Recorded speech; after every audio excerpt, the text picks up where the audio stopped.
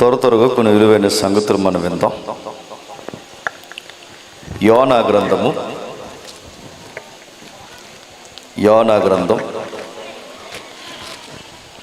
మొదటి అధ్యాయం. యోనా గ్రంథము మొదటి అధ్యాయం సుమారు మొదటి 12 వచనాలు చదువుకుందాం. తప్పులు లేకుండా చదివారు చదవండి. యెహోవాకు అమిత్తయి కుమారుడైన యోనాకు ప్రత్యక్షమై ఇలాగు సెలవిచ్చెను. నినవే పట్టణస్థుల దోషము నా దృష్టికి ఘోరమైన గనుక నీవు లేచి నినవే మహాపట్టణమునకు పోయి దానికి దుర్గతి కలుగునని ప్రకటింపుము. అయితే యెహోవా సన్నిధిలో నుండి తర్షీషు పట్టణమునకు పారిపోవాలని యోనా యొప్పేకు పోయి తర్షీషునకు పోవు ఒక ఓడను చూచి ప్రయాణమునకు కేవి ఇచ్చి యెహోవా సన్నిధిలో నిలవక ఓడవారితో కూడి తర్షీషునకు పోవుటకు ఓడ ఎక్కెను. అయితే యెహోవా సముద్రము మీద పెద్ద గాలి పుట్టింపగా సముద్రమందు గొప్ప తుఫాను రేగి ఓడ బద్దలైపోవు గతి వచ్చెను. కాబట్టి నావికులు భయపడి ప్రతివాడును తన దేవతను ప్రార్థించి వాడ చులకన చేయుటకై అందులోని సరుకులను సముద్రంలో పారవేసిరి. అప్పటికి యోనా ఓడ దిగువ భావమునకు పోయి పండుకొని గాఢనిద్ర పోయి ఉండెను. అప్పుడు ఓడ నాయకుడు అతని యొద్దకు వచ్చి, పోయి నిద్రపోతా నీకేమి వచ్చినది? లేచి నీ దేవుని ప్రార్థించుము, మనము చావకుండా ఆ దేవుడు మన యందు కనికరించునేమో అనెను. అంతలో ఓడవారు, ఎవని బట్టి ఇంత కీడు మనకు సంభవించినది తెలియటకై మనము చీట్లు వేద్దాం రండని ఒకరితో ఒకరు చెప్పుకుని చీట్లు వేయగా చీటి యోనా మీదకి వచ్చాను. కాబట్టి వారు అతని చూచి, ఎవరిని బట్టి ఈ కీడు మాకు సంభవించునో, నీ వ్యాపారం ఏమిటో, నీవెక్కడి నుండి వచ్చితివో, నీ దేశమేదో, నీ జనమేదో, ఈ సంగతి ఎంతయో మాకు తెలియజేయమనగా అతడు వారితో నేను హెబ్రీయుడను, సముద్రమునకును భూమికిని సృష్టికర్త అయి ఆకాశమందును దేవుడైన యెహోవా యందు నేను భయభక్తులు గలవాడనే ఉన్నాను. తాను యెహోవా సన్నిధి నుండి పారిపోచున్నట్టు అతడు ఆ మనుషులకు తెలియజేసి ఉండెను గనుక వారు ఆ సంగతి తెలుసుకుని మరింత భయపడి నువ్వు చేసిన పని ఏమిటని అతనిని అడిగిరి. అప్పుడు వారు, సముద్రము పొంగుచున్నది, తుఫాను అధికమవుచున్నది, సముద్రం మా మీదకి రాకుండా నిమ్మలించినట్లు మేము నీకేమి చేయవాలని అతనిని అడగగా యోనా, నన్ను బట్టియే ఈ గొప్ప తుఫాను మీ మీదకి వచ్చినని నాకు తెలిసి ఉన్నది. నన్ను ఎత్తి సముద్రంలో పడవేయడి, అప్పుడు సముద్రం మీ మీదకి రాకుండా నిమ్మలించునని అతడు వారితో చెప్పినను. వారు అందరి దగ్గర బైబిల్ ఉందా? ప్రతి ఒక్కరు బైబిల్ చూస్తూ వాక్యాలు వినండి. వీలైతే ఆ ఫ్యాన్లు ఆఫ్ చేయొచ్చా సౌండ్కి కదా, ఉండాలా? అది ఆపండి. తెలుగు అక్షరాలు తెలుసు కనుక చదువుకున్నాం. చదివిన దాన్ని మనకి ఏమైనా అర్థమైందని ప్రశ్నించుకుంటే మనకు ప్రశ్నార్థం. యోనా గ్రంథం మాకెందుకు తెలియదు, ప్రవక్తను శాపం మింగేసింది కదా మాకు తెలుసులేదు అన్నాడు చూడకండి. కానీ తెలియాల్సిన సంగతులు ఉన్నాయి. ప్రస్తుతం జరుగుతున్న మన ఉపవాసానికి సంబంధించిన ఇది క్రైస్తవ సమాజంలో ప్రస్తుతానికి జరుగుతున్న ఉపవాసానికి సరైన అర్థం తెలియజేసే గ్రంథం యోనా గ్రంథం. ఈ గ్రంథాన్ని గురించి ధ్యానిస్తున్నప్పుడు విచిత్రమైన చరిత్ర నమోదు చేయబడింది. ఏమని రాస్తున్నాడు ఈ గ్రంథాన్ని అంటే, యెహోవా వాక్కు అమిత్తయి కుమారుడైన యోనాకు ప్రత్యక్షమై ఇలాగూ సెలవిచ్చాను. మీరు జాగ్రత్తగా వినండి. యోనాకు ప్రత్యక్షమై యెహోవా వాక్కు సెలవిచ్చిందంటే ఏమని? నువ్వు నినేవే పట్టణానికి పోవాలి. ప్రశ్న, నినేవే పట్టణం అంటే దేనికి సంబంధించిన పట్టణం అంటే మీకు టూకీగా బ్రీఫ్గా అవుట్లైన్ చెప్తాను వినండి. నిమ్రోద్ తెలుసు కదా, ఆది కాండంలో ఉంటాడు. ఆది కాండం 10వ అధ్యాయం చదువుతున్నప్పుడు మనకు కనబడతాడు నిమ్రోద్. ఆ నిమ్రోద్ ఎవరైతే ఉన్నాడో ఆ నిమ్రోదు కొన్ని సామ్రాజ్యాలు ప్రారంభిస్తాడు. వాడు ప్రారంభించిన సామ్రాజ్యంలో బబులోను సామ్రాజ్యం ఒకటి, అతగాడు ప్రారంభించిన సామ్రాజ్యాల్లో అస్సూరు సామ్రాజ్యం ఒకటి. బబులోను సామ్రాజ్యం కన్నా పురాతనమైన సామ్రాజ్యం అస్సూరు సామ్రాజ్యం. ఆ అస్సూరు సామ్రాజ్యానికి అనేక రాజధానులు ఉంటే ఆ రాజధానిలో ఒక రాజధాని నినేవే. ఈ నిమ్రోద్ అనేవాడు ఎక్కడి నుంచి వచ్చాడో మీరు జాగ్రత్తగా, మీకు వీలైతే యూట్యూబ్లో నిమ్రోద్ హిస్టరీ చెప్పాం, మీరు వినండి. నిమ్రోద్కి లెంట డేస్కి సంబంధం ఉంటుంది, ఎప్పుడైనా ఖాళీగా ఉంటే వినండి. ఆ నిమ్రోది ఎవడ తాలేకంటే నావోహు గారు ఉన్నారు. మీకు అర్థమైన చూడండి కొంచెం చెప్పి. ఆ నావోహు ఎవరైతే ఉన్నారో నావోహు గారు దేవుని ప్రేరణ బట్టి వాక్యాన్ని చేతబట్టుకున్నవాడుగా 100 ఏళ్ళు సువార్త చెప్పిన తర్వాత ప్రజలు మారు. దేవుడి చివరికి ఒక నిర్ణయాన్ని, ఒక జడ్జిమెంట్ ప్రకటిస్తాడు. ఇక జలప్రలయం చేత ఈ లోకాన్ని నాశనం చేసేస్తాడు. జలప్రలయం చేత ఈ లోకాన్ని నాశనం చేసేస్తానని దేవుడు సెలవిచ్చినప్పుడు నోవహుకు దేవుడు ఒక నిర్ణయం చెప్తాడు, నువ్వు వాడ తయారు చేయి. 100 ఏళ్ళు వాడ తయారు చేస్తాడు, వాడెక్కుతాడు, 8 మంది తీసుకుంటాడు. ఆ 8 మంది ఎక్కిన వాడ అరారాతు కొండ మీద ఆగిపోతాడు. అరారాతు కొండ ఎప్పటికీ ఉంది. అరారాతు కొండ మీద ఆగిపోయిన వాడ జాడ ఎప్పటికీ ఉంది. అక్కడ ఆగిపోయిన 8 మంది ఏం చేశారంటే కిందకి దిగారు, వాడ కిందకి. ఆ పర్వతం కిందకి ఎప్పుడైతే దిగారో వాళ్ళ బతకడానికి కొన్ని ఏరియాలు ఎంచుకున్నారు. నోవహు 3 కొడుకులకి పెళ్ళిళ్ళు అయినాయిగా. ఆ 3 కొడుకు పెళ్ళిళ్ళు అయితే వాళ్ళు దిగిన తర్వాత వాళ్ళకి పిల్లలు పుట్టారు. ఆ పిల్లలు జనాంగం అయితే ఆ జనాంగంలో అనేక మంది జాతులకి ప్రారంభికులు వారే అయ్యారు. ఎందుకంటే ఆదాము సంతానం నశించిపోయిన తర్వాత మిగిలిన ఒకే ఒక సంతానం ఎవరు? నోవహు సంతానం. వాళ్ళ ద్వారా అనేక జాతులు ఉద్భవించినప్పుడు ఆ జనాంగంలో నోవహు కాలం అయిపోయిన తర్వాత నియంతల పరిపాలన వచ్చింది. ఆ నియంతల పరిపాలనలో నోవహు కుటుంబంలో లేదా నోవహు జాతి నుంచి ఉద్భవించిన వారిలో లేదా నోవహు మూలాల నుంచి వచ్చిన జాతిలో నియంత పరిపాలన చేసిన వ్యక్తే నిమ్రోదు. ఈ నిమ్రోదు తన సామ్రాజ్యాన్ని ఎలా ప్రారంభించడం అని తెలుసు. వాడు సిటీస్ ఫామ్ చేస్తాడు. ఎక్కడికక్కడే పట్టణాలు కట్టడం, ఆ పట్టణాలకు పేర్లు పెట్టడం, పట్టణాలు కట్టడం, పట్టణాలకు పేర్లు పెట్టడం. అలా పట్టణాలు కట్టి పట్టణాలకు పేర్లు పెడితే వాడు స్థాపించిన సామ్రాజ్యాల్లో ఒక పట్టణాలే నినేవే. ఏది? నినేవే పట్టణం. అంటే అస్సూరుకి 1 ఆఫ్ ది క్యాపిటల్ అన్నమాట. అలాంటి నినేవే పట్టణాన్ని దేవుడు అన్నాడు, ఒక ప్రవక్తని పిలిచి 40 రోజుల్లో ఈ పట్టణానికి దుర్గతి పడుతుందని ప్రకటన చేయి. యెహోవా వాక్కు ఎవరికి ప్రత్యక్షమైందట? అమత్య కుమారుడైన యోనాకు ప్రత్యక్షమై 40 రోజుల్లో ఈ ఏదైతే ఉందో ఈ నినేవే పట్టణానికి దుర్గతి కలుగుతుందని ప్రకటన చేయని దేవుడు చెబితే పెద్ద మనిషి ఏం చేశాడండి? చెప్పకూడదని ఫిక్స్ అయిపోయి, చెప్పండి, తర్షీషు వాడికి పారిపోదాం అనుకున్నాడు. ప్రశ్న ఏంటంటే, దేవుడు ఈ కాలంలో కనబడకుండా కల్లోకి వస్తేనే అన్ని వదిలొచ్చేస్తున్నారు సేవకి.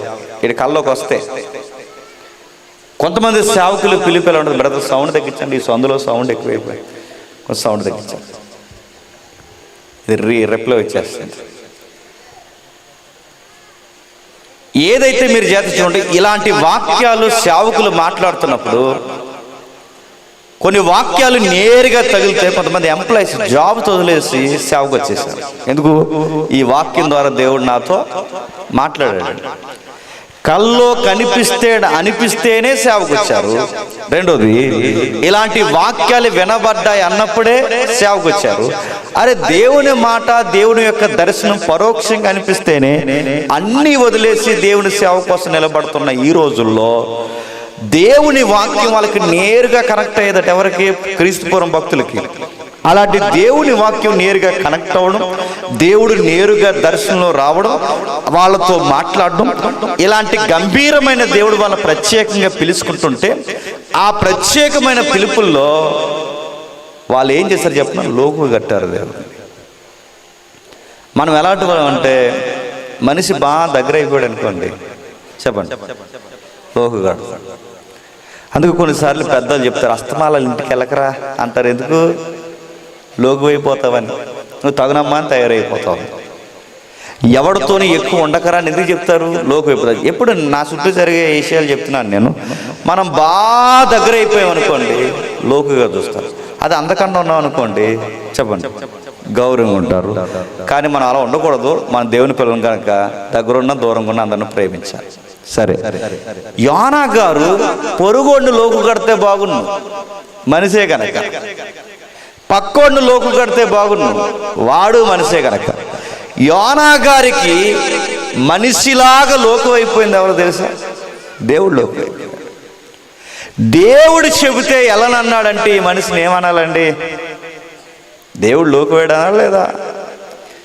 దేవుడు చెప్పాడట, వెళ్ళి ఇది సువార్త చేయవయ్యా, 40 రోజులో 40 డేస్లో ఈ సిటీ డిస్ట్రాయిడ్ అవుతుందని చెప్పవయ్యా అంటే ఈ మనిషి చెప్పనంట. ఎందుకు చెప్పనన్నాడంటే ఆయన చెప్పమంటాడు, నేను వెళ్ళి చెబుతాను, తీరా వాళ్ళు ఏమన్నా పశ్చాత్తాపడితే క్షమించేస్తాడు.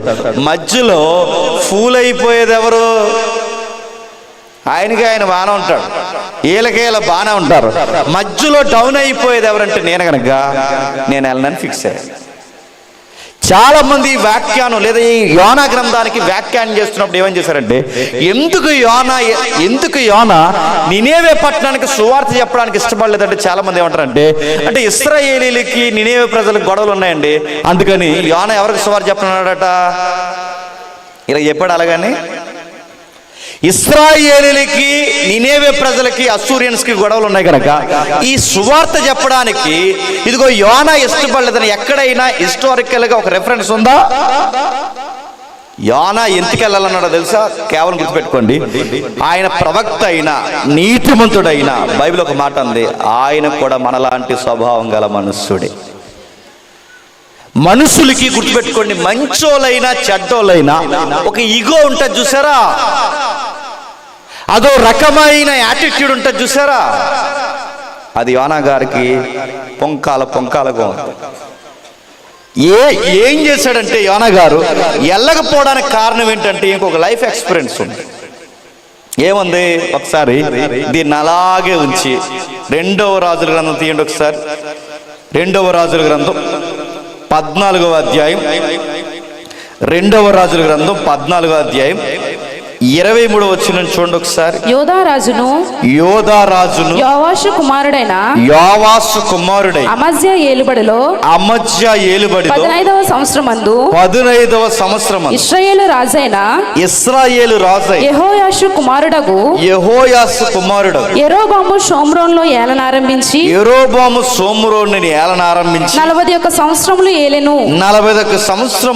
ఇతడును ఇశ్రాయేలు వారును పాపము చేయుటకు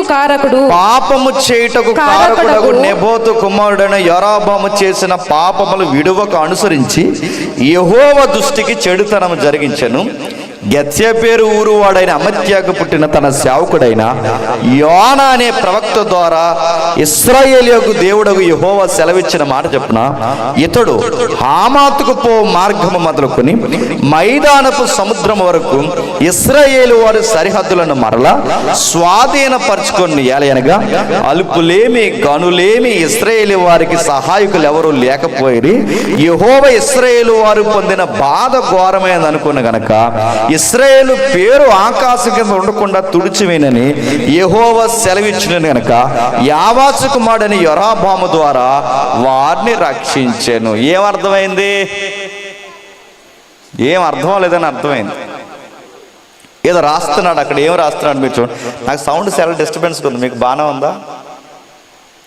బాగానే ఉంటే ముందుకు కొనసాగుదాం. బాగుందని వాళ్ళు చేయొద్దు. బాగానే ఉందా మీకు సౌండ్ వినబట్టు? నా వాయిస్ మీకు క్లారిటీగా ఉందా? Okay, right. మీకుంటే చాలు. ఉందిగా? Okay, right. జాతికి విందాం. చదివిన వాక్యాన్ని నిజంగా మనకు అర్థమవలేదు. మరి చదివిన దాంట్లో ఏముందంటే చరిత్ర ఉంది. ఏముందంటే యోధారాజు అయిన యెరోబాము ఉన్నాడట, ఇశ్రాయేల్ రాజు యెరోబాము ఉన్నాడట, యోధారాజు రెహబాము ఉన్నాడు. రెహబాము, యెరోబాము. ఎందుకు అడుగుతాను? ఈ బావులు ఎవరు? ఒకరు సొలొమోను కొడుకు, మరొకడేమో గుర్తుపెట్టుకోండి, ఆ సామ్రాజ్యం వచ్చినప్పుడు దాసుడి గుండి పెత్తందారి వ్యవస్థగా మారిన మరొకడు. అంటే ఏమైంది అంటే ఇశ్రాయేలు యూదని భాష ఏంటి? ఈ భాష ఏంటంటే సౌలు మొదటి 40 సంవత్సరాలు ఇశ్రాయేలు దేశాన్ని పరిపాలించాడు. సౌలు గారు తెలుసుగా, సౌలు రాజు. కొంచెం జాగ్రత్తగా వినండి. ఆ సౌలు రాజు ఇశ్రాయేల్ 40 సంవత్సరాలు పరిపాలించిన తర్వాత ఇశ్రాయేల్ని రెండవ రాజుగా పరిపాలించింది ఎవరంటే దావీదు. దావీదు గారు రెండవసారి పరిపాలించిన ఆయన 40 సంవత్సరాలు పరిపాలించారు.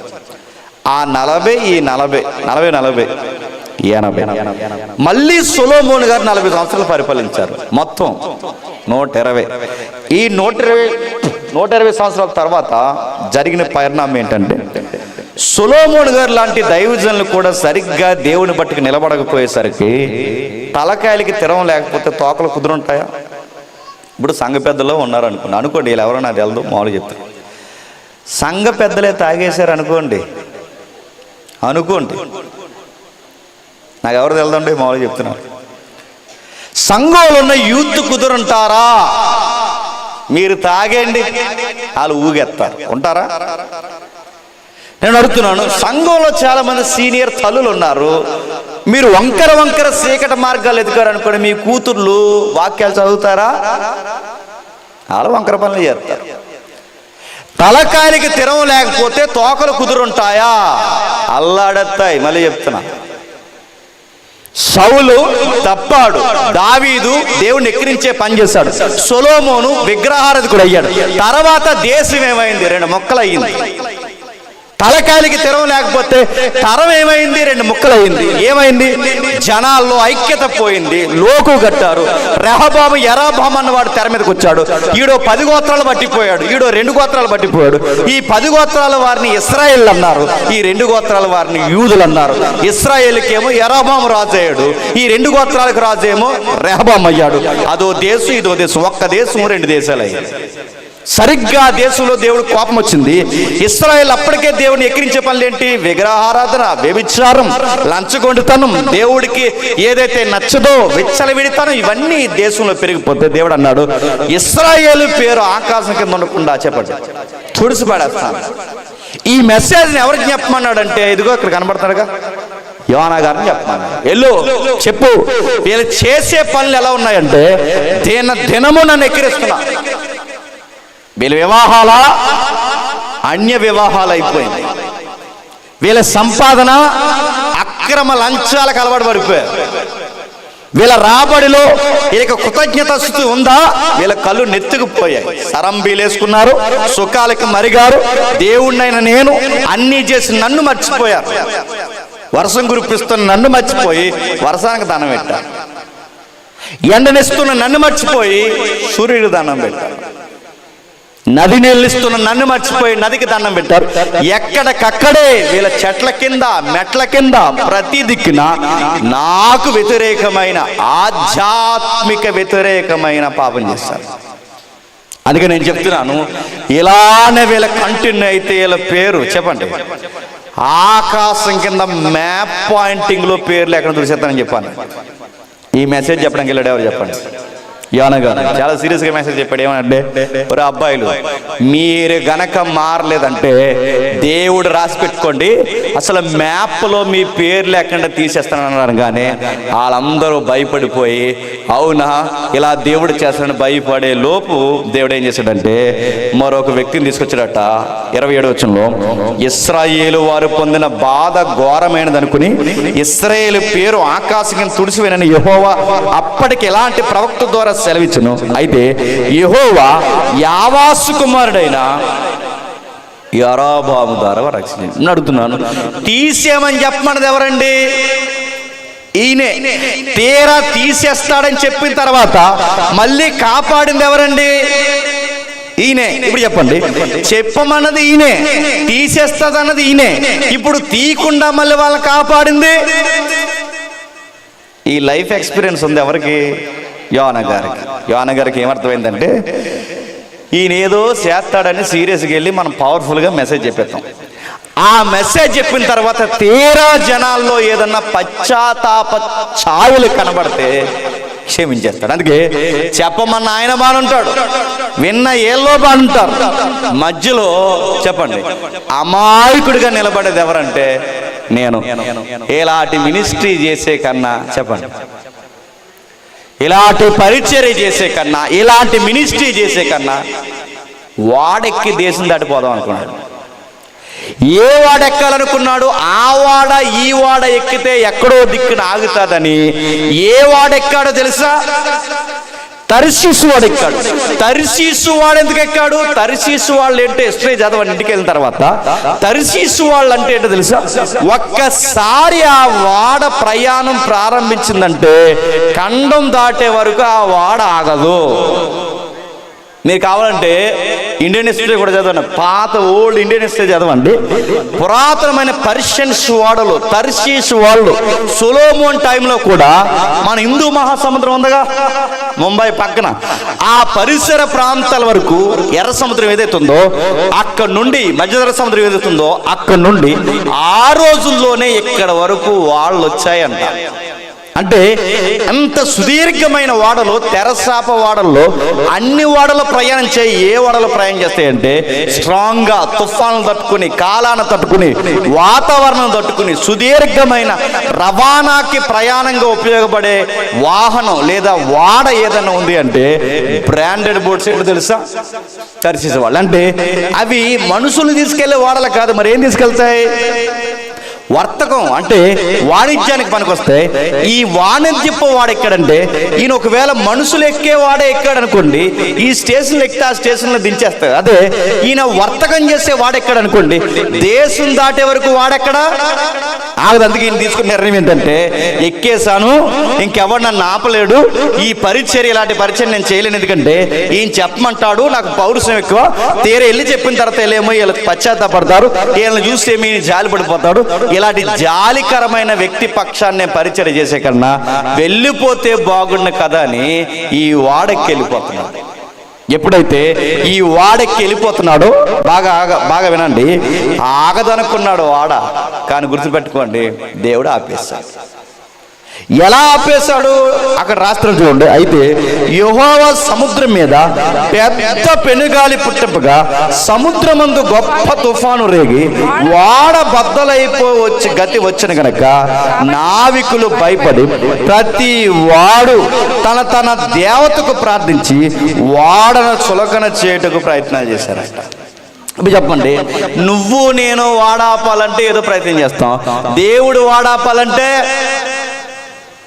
తుఫాను పంపిస్తాడు, అవసరమైతే సముద్రం పాయలు చేస్తాడు, ఇంకా ఎక్స్ట్రా చేస్తే సముద్రం ఎండిపోతుంది కాదా? ఆయన ఆపేయాలనుకుంటే ఎలాగన్నా ఆపేస్తాడు. గాలి ద్వారా సముద్రాన్ని సీరేసినోడు తుఫాను ద్వారా వెళుతున్న వాడిని ఆపలేడు, ఆపేశాడు. ఆ వాడు ఎప్పుడైతే ఆగిపోయిందో మీరు గమనించండి, ప్రకృతి కంట్రోల్ అంతా ఎవరి చేతుల్లో ఉందని యోనా గ్రంథం చెప్తుంది చెప్పండి? దేవుడి చేతుల్లో ఉంది. మీరు గమనించండి, అంటే వ్యక్తులు చేసే పనులకి ప్రకృతి స్పందించే స్పందనకి సంబంధము ఉంటుంది. ఉంటుందా ఉండదా? నా మాట మీకు అర్థమవుతుంది. అంటే మన తీరుతెన్నులకి పడుతున్న వర్షాలకి, మన పనులకి పడుతున్న తుఫాన్లకి వీటికి సంబంధం ఉంటుందా అంటే ఉంటుంది. మీరు కావాలంటే గమనించండి, ఏలియా గారి టైంలో ఆహాబు అనే రాజు ఉన్నాడు, తెలుసు కదా? ఎవరు ఆహాబు? రాహాబు ఎవరు? ఒక ఆవిడ ఉంది, ఆవిడ పేరు చెప్పండి. యెజబెల్ ఆయన. నేను అడుగుతున్నాను, ప్రపంచంలో దేవుడు ఎప్పుడు హిస్టరీలో ఎవరిని తిట్టాలనుకున్నా, ఆయన తిట్టాలనుకున్నప్పుడు ఆడవాళ్ళు పేరెత్తితే ప్రకటన గ్రంథం వరకు ఎవరు పేరెత్తారో తెలుసా? యెజబెల్ పేరు ఎత్తారు. ఆ యెజబెల్ భర్త ఎవరైతే ఉన్నాడు ఆహాబు, ఈ ఆహాబు టైంలో ఏలియా గారు ఏమంటారంటే వర్షాన్ని ఆపేస్తారు.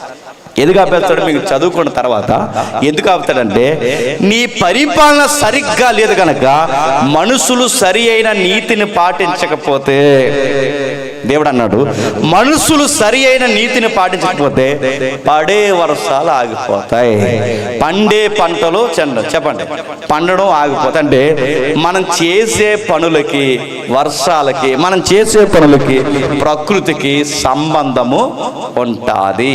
అందుకే నేను ఒకసారి చెప్పాను, చాలా మందికి నచ్చలేదు, అయినా చెప్తాను.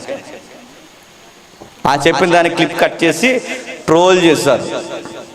ఎందుకంటే వాళ్ళు అనుకుంటున్నారు నన్ను నేను పలానా పార్టీ వాడిని. మనది ఏ పార్టీ కాదు, గుర్తుపెట్టుకోండి, మనది ఒకటే పార్టీ. ఆ పార్టీ పేరు చెప్పిన నజరేయుడైన యేసు. నేను మాట చెప్తున్నానండి, నిజంగా ప్రకృతి ఈ రోజుకి ఏలియా గారు చెప్పినట్టే నడుస్తుంది.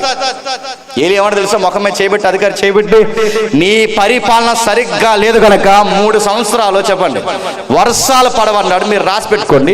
ఈ రోజుకి కూడా మీరు చూడండి, కొన్ని ప్రభుత్వాలు తెర మీదకి వస్తే వర్షాలు పడవు. ఏ ప్రభుత్వం అని అడగండి. కొన్ని ప్రభుత్వాలు తెర మీదకి వస్తే ఊరు కొట్టుకుపోద్ది. అదే ప్రభుత్వం అని అడగండి.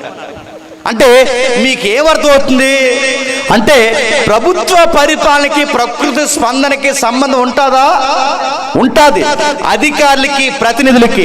యోనా ఒక్క అధికారిగా దేవుని పక్షాన సరి అయిన రోల్ పోషించకపోతే ప్రకృతిలో తేడా వచ్చిందా లేదా?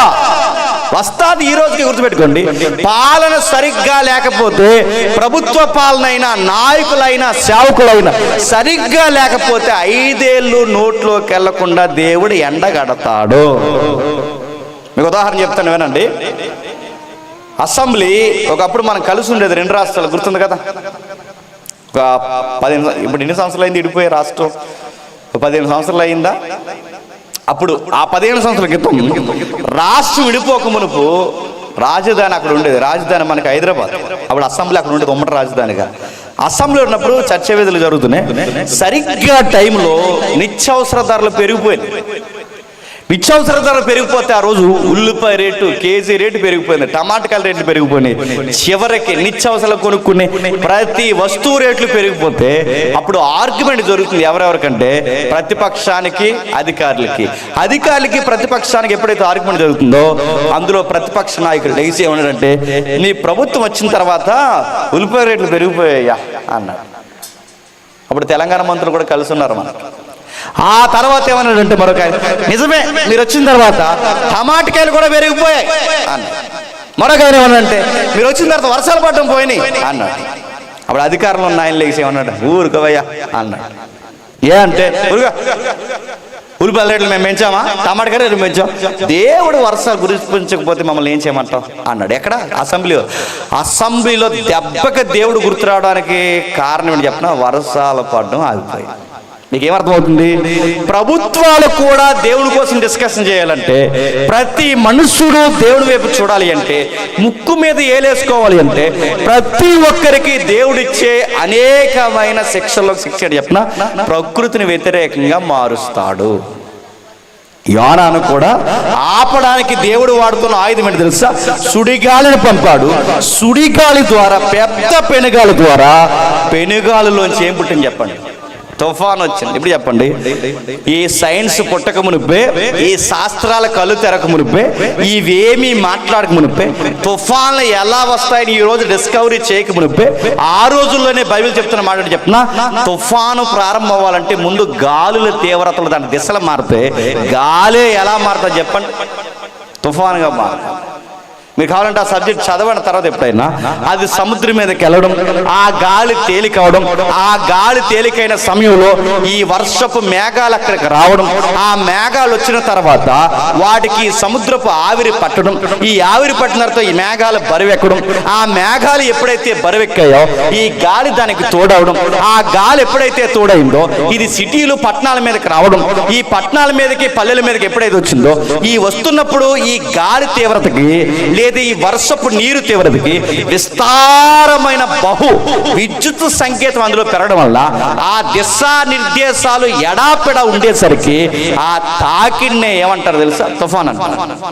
ఇలాంటి భయంకరమైన తుఫాను దేవుడు పుట్టించాడట. గాలిని పుట్టించి సముద్రం మీద పెద్ద పెనుగాలి బద్దలవుగా ఆ పెనుగాలి రాగానే వాడ బద్దలైపోయే పరిస్థితి వచ్చేసరికి ఆ నేవీ ఫోర్స్ ఎవరైతే ఉన్నారో ఆ నావికులు వచ్చి అన్నారట, అయ్యా చాలా పెద్ద తుఫాన్ వచ్చేలా ఉంది, మీరు చదవకండి, చాలా పెద్ద తుఫాన్ వచ్చేలా ఉంది, ఈ తుఫాన్ వస్తున్నప్పుడు ఏం జరుగుతుందో మనకు అర్థం కావట్లేదు అని 5వ వచనంలో ఏం చేస్తున్నట్టు భయపడి వారి దేవతలకి ప్రార్థించి. అప్పటి నుంచి ఉన్న మంచి అలవాటు ఏంటంటే ప్రకృతిలో ఏదన్నా తేడా వచ్చిందంటే దేవుడు సెలవు లేకుండా జరగదని వాళ్ళ ఖచ్చితంగా వాళ్ళకి దేవుడు తెలిసినా తెలియకపోయినా వాళ్ళ ఇష్ట దైవానికి ప్రార్థన చేస్తున్నారా లేదా? చేస్తున్నారు.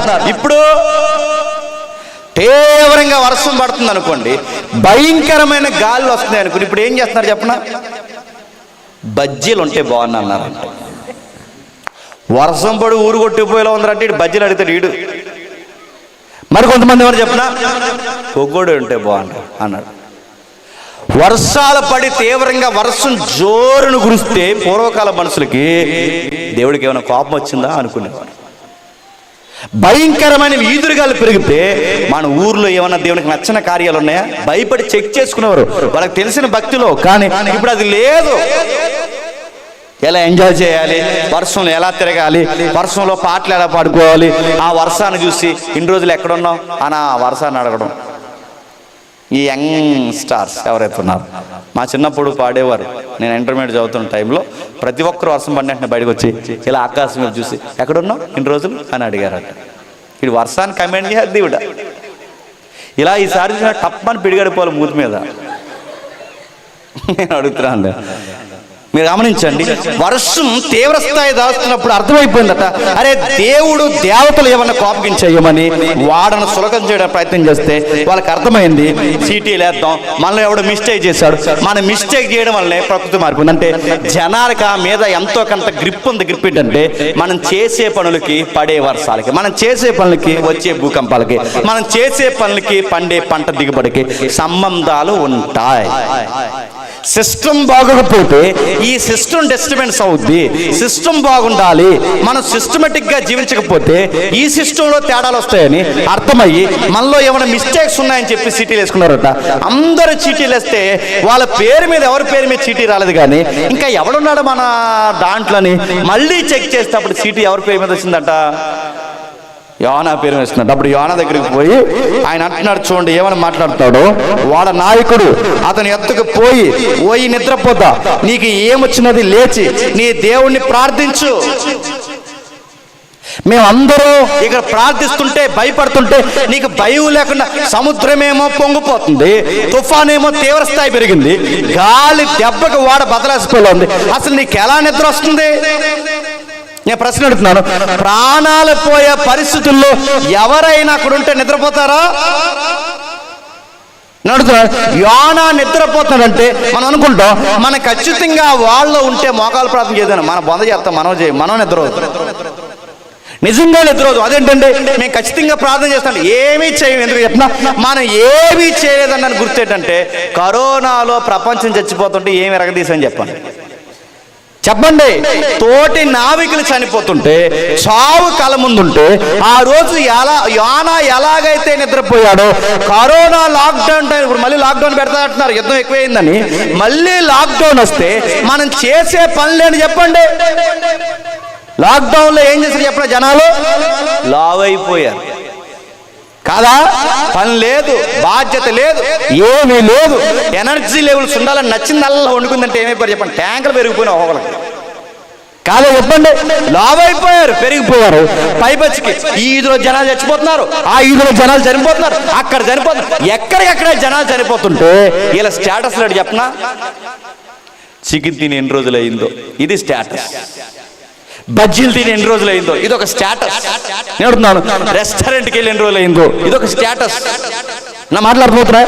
అరే జనాలు చనిపోతున్నారంటే మటన్ దొరకలేదు చెప్పండి, నాన్ వెజ్ దొరకట్లేదు, బజ్జీలు దొరకట్లేదు అంటే యోనా ఎలాగైతే ప్రమాదంలో నిర్లక్ష్యంగా ఉన్నాడో, ప్రమాదం టైంలో చర్చిలు మూసేశారు, ప్రార్థన లేకుండా పోయాయి, సేవకులు అనేక మంది చనిపోయారు, యవనస్తులు చనిపోయారు, నాయకులు చనిపోయారు. ఈ టైంలో మెజారిటీ క్రైస్తవులు చేసిన పని ఏంటి?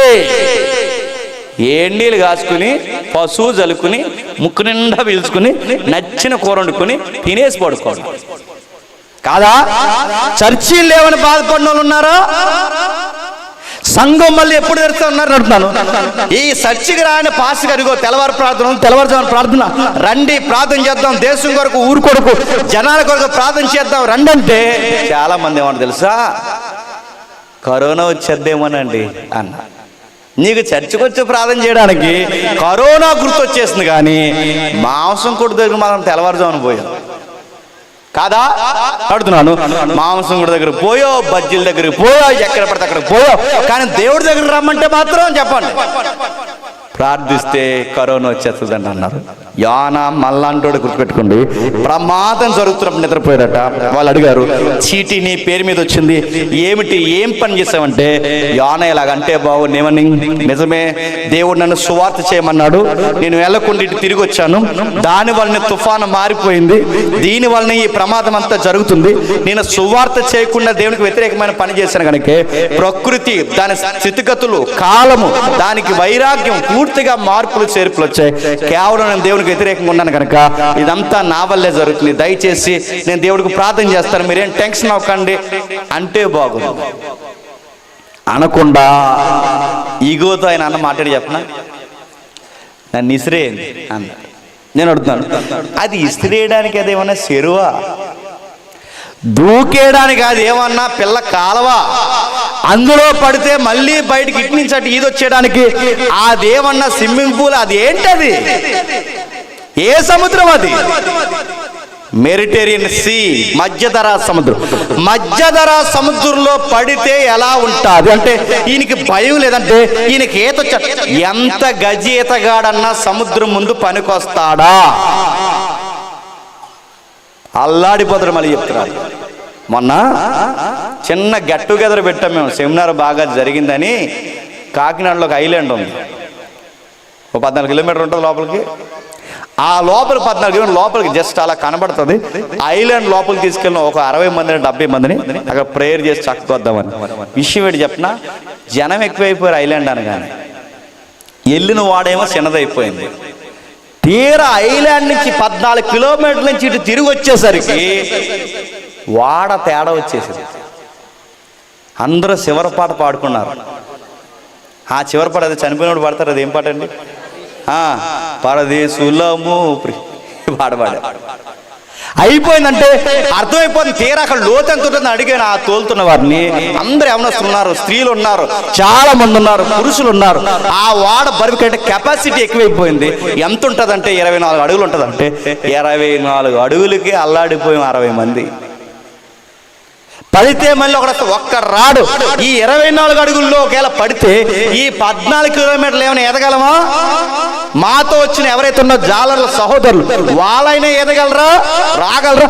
జస్ట్ 14 కిలోమీటర్లు 16 కిలోమీటర్లు దీనికే రాకపోతే మధ్యద సముద్రం మధ్యలో పడితే వద్దామన్న ధైర్యం యోనాకి ఉందా? నా ప్రశ్న ఏంటి చెప్పినా, ఈ మనిషి అనుకుంటున్నాడు నన్ను పిలుచుకున్నాడు, చెప్పండి, సేవ చేయించుకుంటాడు, మళ్ళీ నేను పడిపోయిన తర్వాత మళ్ళీ ఆయన నన్ను కాపాడతాడు, లాస్ట్లో ఏదో అలాగా యెరూషలేముకి వెళ్ళి చిన్న ప్రార్థన చేస్తే దేవుడు, చెప్పండి, ఇలా అట్లా లెక్కలేసుకుంటున్నాడండి. ఎవరు?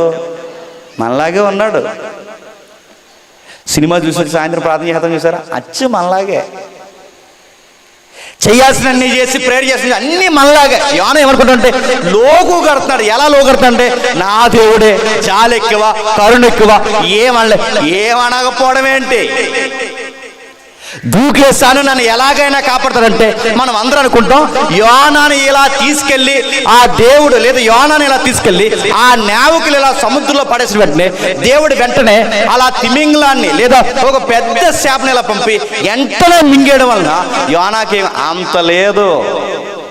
మీరు యోనా గ్రంథం ఎలా చదివారు నాకు తెలియదు, కానీ సండే స్కూల్ లెవెల్ నుండి మీరు ఎలా విన్నారు నాకు తెలియదు, కానీ యోనా దూకిన వెంటనే, యోనాను పడేసిన వెంటనే, యోనాకున్న ఆ ఇగు అనాలు లేకపోతే అది ఒక నిర్లక్ష్యం అనాలు ఏమనాలో తెలియదు, కానీ యోనాకి ప్రాణం విలువ తెలిసా దేవుడు ఏం చేస్తాడు తెలుసా? వెంటనే చేపను పంపలేదు, మరి ఏం చేశాడు? వదిలేశాడు. అలా అంటే మరి మొదటి అధ్యాయం 17వ వచనంలో మరి వెంటనే వచ్చి మింగినట్టుందంటే అది క్రోనాలజికల్ ఆర్డర్ కాదు, అది సిస్టమేటిక్ థియోలాజికల్ గా అది రైట్ స్టడీ కాదు. మరి ఎలా అంటే మొదటి అధ్యాయంలో చేప వచ్చి మింగిందని చెప్పాడు, ఓకే, కానీ మొదటి అధ్యాయంలో చేప వచ్చి మింగిందంటే మింగక ముందు ఎంత టైం ఉంది? టైం ఉండడం ఏంటి? కోమాలోకి పోయాడు. ఎవరు చెప్పండి? పోయాడు కాదు, పోయేలాగా దేవుడు చేశాడు. చూస్తారు ఒకసారి, చూడండి, మీకు బాగా అర్థమవుద్ది. 2వ అధ్యాయం మొదలు నుంచి 2వ అధ్యాయం మొదలు వచ్చింది. ఆ మత్స్యం కడుపులో నుండి, ఆ మత్స్యము కడుపులో నుండి యోనా యెహోవాను ఇలాగూ ప్రార్థించెను. యోనా యెహోవాకు ఇలా బాగా వినాలి, బాగా వినాలి. నాకు చాలా సౌండ్ డిస్టర్బెన్స్ ఉంది, మీకు బాగుందిగా, బాగా వినండి. నేను మళ్ళీ అడుగుతున్నాను. ఆ మత్స్యము కడుపులో నుండి యోనా యెహోవాకు ఇలాగూ ప్రార్థన ఏం చేశాడు? నేను ఉపద్రవములో ఉండి. ఏం చేశాడు? గడి చెప్పండి, ఏం చేశాడు? ఏం చేశాడు? మళ్ళీ చెప్పండి, మళ్ళీ చెప్పండి. నేను అడుగుతున్నా, ఇంకేం కదపకు అన్న, కదపకండి అన్న, కదపాల. ఏం చేశాడు? ప్రశ్న అడుగుతున్నాను. ఇందాక సువార్త చేయమంటే ఏం చేశాడు? పారిపోయాడు. అంతకుముందు ఓయి నిద్రపోతా లేచి వాడ పైన ప్రార్థన చేయంటే ఏం చేశాడు? నేను ప్రార్థన చేయను, చెప్పండి, నన్ను ఇసేయండి అన్నాడు. అప్పుడు ప్రార్థన చేయనోడు, సువార్త చేయనోడు ఇప్పుడు శాప గర్భంలో ఎంత ప్రార్థనాపరుడు ఎలా అయిపోయాడు? ఈ మధ్యలో ఏదో మొట్టికాయలు దేవుడు వేశాడు. ఏం వేశాడు తెలియాలంటే ఆ కింది చదవాలి. నేను చదువుతున్నాను చూడండి. ఆ మత్స్యమ కడుపులో ఉండి యోనా యెహోవాకు ఎలాగ ప్రార్థించను, ఎలాగూ అంటే ఎక్కడి నుండి ప్రార్థన చేస్తున్నాడు చెప్పాలి? శాప గర్భంలో. ఇందాక సముద్రం ఉన్నప్పుడు ఏం చేశాడు? నిద్రపోయాడు. అక్కడేమో నిద్రపోయాడు, ఇక్కడేమో అంటే అక్కడ నిద్ర ప్రమాదంలోనేమో నిద్రపోయాడు, ఇప్పుడు సేఫ్టీగా ఉన్న ప్లేస్లేమో ప్రార్థన చేస్తున్నాడు. అక్కడెందుకు నిద్రపోయాడు, ఇక్కడెందుకు ప్రార్థన చేస్తున్నాడు అంటే ఈ రెండిటి మధ్య ఏదో జరిగింది. ఏం జరిగింది? కిందకి ఆయన యోనా చేప గర్భంలో ఉండి ప్రార్థన చేస్తూ, జాగ్రత్తగా వినాలి, ప్రార్థన చేస్తూ ఒక ప్రార్థన జ్ఞాపకం చేస్తున్నాడంట. మళ్ళీ ప్రార్థన చేస్తూ ఒక ప్రార్థన అంటే ఏం ప్రార్థన చేస్తూ ఒక ప్రార్థన అంటే ఈ ప్రార్థనలో ఏదో ప్రార్థన జ్ఞాపకం చేసుకున్నాడు. ఏ ప్రార్థన అంటే ఆయన చావుకి చివర చేసిన ప్రార్థన. అంటే ఆయన చనిపోయే పరిస్థితుల్లోకి పోయాడు. ఎలా పోయాడంటే ఇప్పుడు చేప గర్భంలో ప్రార్థన చేస్తున్న ఈయన చిట్ట చివరి ప్రార్థన చేశాడు. ఎప్పుడు చిట్ట చివరి ప్రార్థన అంటే ఎప్పుడైతే నావికులు తీసుకెళ్లి సముద్రంలో పడేశారో ఆ పడేసినప్పుడు ఏమైందంటే వెంటనే చేప రాలేదు, ఇంకా దిగిపోయాడు. ఇలా దిగిపోయేసరికి నీటిలో ఉండే ప్రమాదం ఏంటంటే దిగుపోయే కొలది ఆక్సిజన్ లెవెల్స్ ఏమవుతాయి చెప్పండి? తగ్గిపోతాయి. దిగిపోయే కొలది ఇంకా ప్రమాదం ఏంటో తెలుసా? నీటి యొక్క ద్రవ్యరాశి బరువు ఏదైతే ఉందో మన మీద పడుతుంది. ఇంకా కిందకి పోతే ప్రమాదం చెప్తున్నా, వెలుగుపోతుంది, గాలిపోతుంది, బరువు ఎక్కువైపోతుంది. లోపలికి పోయే కొలది మనిషికి అర్థమయ్యే అతిపెద్ద ప్రమాదం ఏంటంటే ఇక మళ్ళీ పైకి వెళ్ళలేనంత నీరు మనల్ని నొక్కేస్తుంది. అన్ని సావుల కన్నా డేంజరస్ మరణం ఏంటి చెప్పిన? నీటిలోకి దూకడం. అలా ఊరేసుకొచ్చానని అడగకండి. అన్నిటికన్నా డేంజర్. అందుకే చూడండి, నీటితో ఎటకారాలు ఆడేవో మాట్లాడితే గొడవ అయితే నేను కాల్లో దూకేస్తాను, నేను గోదావరి దూకే ఎలా ఉంటుంది చూద్దుగా. నీరుని నేమ్ అలా తేల్చదు. పైనుంటే చదువుకున్నాగా, పైనుంటే తలతన్యత ఉంటుంది, కిందకు పోతే ద్రవ్యరాశి ఉంటుంది. ఎప్పుడైనా ఎవడైనా నీటిలో పడ్డాడో ఆ బాడీ ఎప్పుడైనా చూడండి అక్కడే ఉంటుంది, అది ఉబ్బే వరకు పైకి లేదు. అక్కడే ఎందుకుంది? నీటికుండే గుణం ఏంటి చెప్పిన? బాడీని పైకి లేకుండా అక్కడే పడేసి తిప్పి తిప్పి తిప్పి తిప్పి ఆ ఇసుకలో మట్టిలో రుద్ది ఆడి బాడీలోకి ఉబ్బిపోయి గాలి చేరే వరకు ఆడిని పైకి లేగనివ్వదు. మనం మాట్లాడితే భర్త ఏమన్నా భార్య ఏమన్నా ఎందులో దూకెత్తారట? దూకే ఏం చేస్తా చూద్దు. కానీ లోపలికి వెళ్తే ఏమవుతుంది? మొన్న మధ్య మీరు చూసారు లేదో బాగా వినండి, మొన్న మధ్య ప్రపంచంలో ఉన్న డబ్బున్న వాళ్ళకి 5-6 పోగయ్యారు. ఈ ప్రపంచంలో డబ్బున్న వారు 5-6 పోగైతే వీళ్ళు చూడడానికి ఎవరెస్ట్ వెళ్తే బాగుండదు, చూడడానికి ఆఫ్రికా అడవులకు వెళ్తే బాగుండు, చూడడానికి ఎక్కడికైనా వెళ్తే బాగుండు. వీళ్ళు చూడడానికి ఏం చూడాలనుకున్నారు? మునిగిపోయిన టైటానిక్ చూడాలనుకున్నారు. చూసారా వార్త? మునిగిపోయిన టైటానిక్ అంటున్నారు. మునిగిపోయిన టైటానిక్ ఏం చూస్తారంటే ఎవరో వెళ్ళలేని ప్రదేశానికి వెళ్ళి మేము చూస్తాము, ఇది టూరిజంగా మేము మారుస్తామని చెప్పి 5 కుబేర్లు ఒక మినీ సబ్మెరైన్ వేసుకుని ఆ లోపలికి వెళ్తే ఏమైందో తెలుసా? పసిఫిక్ సముద్రంలో ఉన్న సముద్రం యొక్క తాకిడికి అప్డేట్ సబ్మెరైన్ కూడా ఏమైంది తెలుసా? పేలిపోయి, ఇనుము పేలిపోయింది, ఇనుముతో చేయబడిన వాహనం పేలిపోయింది. ఆ లోపల ఉన్న దేహాలు ముక్కలుగా, మన చేపలకి వేస్తాం చూసారా మేత, అలా ముక్కలుగా శరీరాలు ముక్కలు అయిపోయిందంటే నీటితో ఎంత ప్రమాదం అంటే దానితో ఎంత సరదాగా ఉంటుందో దాంట్లోకి దూకితే చెప్పండి అంత ప్రమాదం ఉంటుంది. అలా నీటిలోకి దూకాడు, పడేశాడు. ఆ పడవేసిన తర్వాత లోపల పోయాడు. ఈ లోపలకు పోయాక యోనాకు అర్థమైంది ఇక నేను బతకనని లాస్ట్లోకి ప్రేయర్ చేశాడు. ఆ ప్రేయర్ చేసి కోమలోకి పోయాడు. అంటే నెక్స్ట్ ఏం జరుగుతుంది ఆయనకి తెలీదు. ఈ కోమలోకి పోయే ముందు చేసిన ప్రార్థననే కళ్ళు తెరిసిన తర్వాత ఈ ప్రార్థనని ఏ ప్రార్థనలో జ్ఞాపకం చేసుకున్నాడు తెలుసా? చేప గర్భంలోని జ్ఞాపకం చేసుకుంటున్నాడు. అర్థమైనట్టు చూడండి. ఇప్పుడు అర్థమవుతుంది కింద చదువుతుంది చూడండి. నేను ఉపద్రవంలో ఉండి యెహోవాకు మనసు. ఎక్కడ ఉపద్రవం? ప్రశ్న ఎక్కడ అంటే దూకిన వెంటనే చేప వచ్చిందా? దూకిన వెంటనే ఉపద్రవం వచ్చిందా? చెప్పాలి. దూకిన వెంటనే చేప రాలేదు, ఉపద్రవం వచ్చింది. ప్రత్యుత్తరం ఇవ్వాలని చూశాడు, ఆయన వల్ల అవ్వలేదు. పాతాళంలోకి పోతే ఎలా ఉంటుందో అలాంటి పాతాళపు మర్మ గర్భమైన సముద్ర గర్భంలోనికి పోయాను. అప్పుడు ప్రార్థన చేశాను. అక్కడ పరిస్థితులు ఎలా ఉన్నాయంటే అగాధమైన సముద్ర గర్భంలో పడేసి ఉన్నావు, ప్రవాహములను చుట్టుకొని ఉన్నావు. ఇప్పుడు చెప్పండి, అగాధమైన సముద్ర గర్భంలో పడేయమన్నాడా దేవుడు పడేశాడా? చెప్పాలి. భక్తుడు కనుక పసిగట్టాడు ఏమని చెప్పనా? నేను పడేయమన్నా నన్ను పడేసేలాగా ఈ పరిస్థితి తీసుకొచ్చింది ఎవరంటే దేవా చెప్పండి నువ్వే. ఎందుకంటే నా తెక్కు వదిలించాలనుకున్నావు, నా ప్రాణం విలువ నాకు తెలియజేయాలనుకున్నావు, నా ఇగేను నువ్వు అనిసేయాలనుకున్నావు. అందుకే అగాధమైన జలముల్లో నన్ను పడేసావు. నీ తరంగముల కరులు నన్ను కప్పి ఉన్నవి. నీ సన్నిధికి వెలివేయబడినను నీ సన్నిధి నీ పరిశుద్ధాలయంతో మరలా చూస్తాననుకున్నాను కనుకే దూకాను.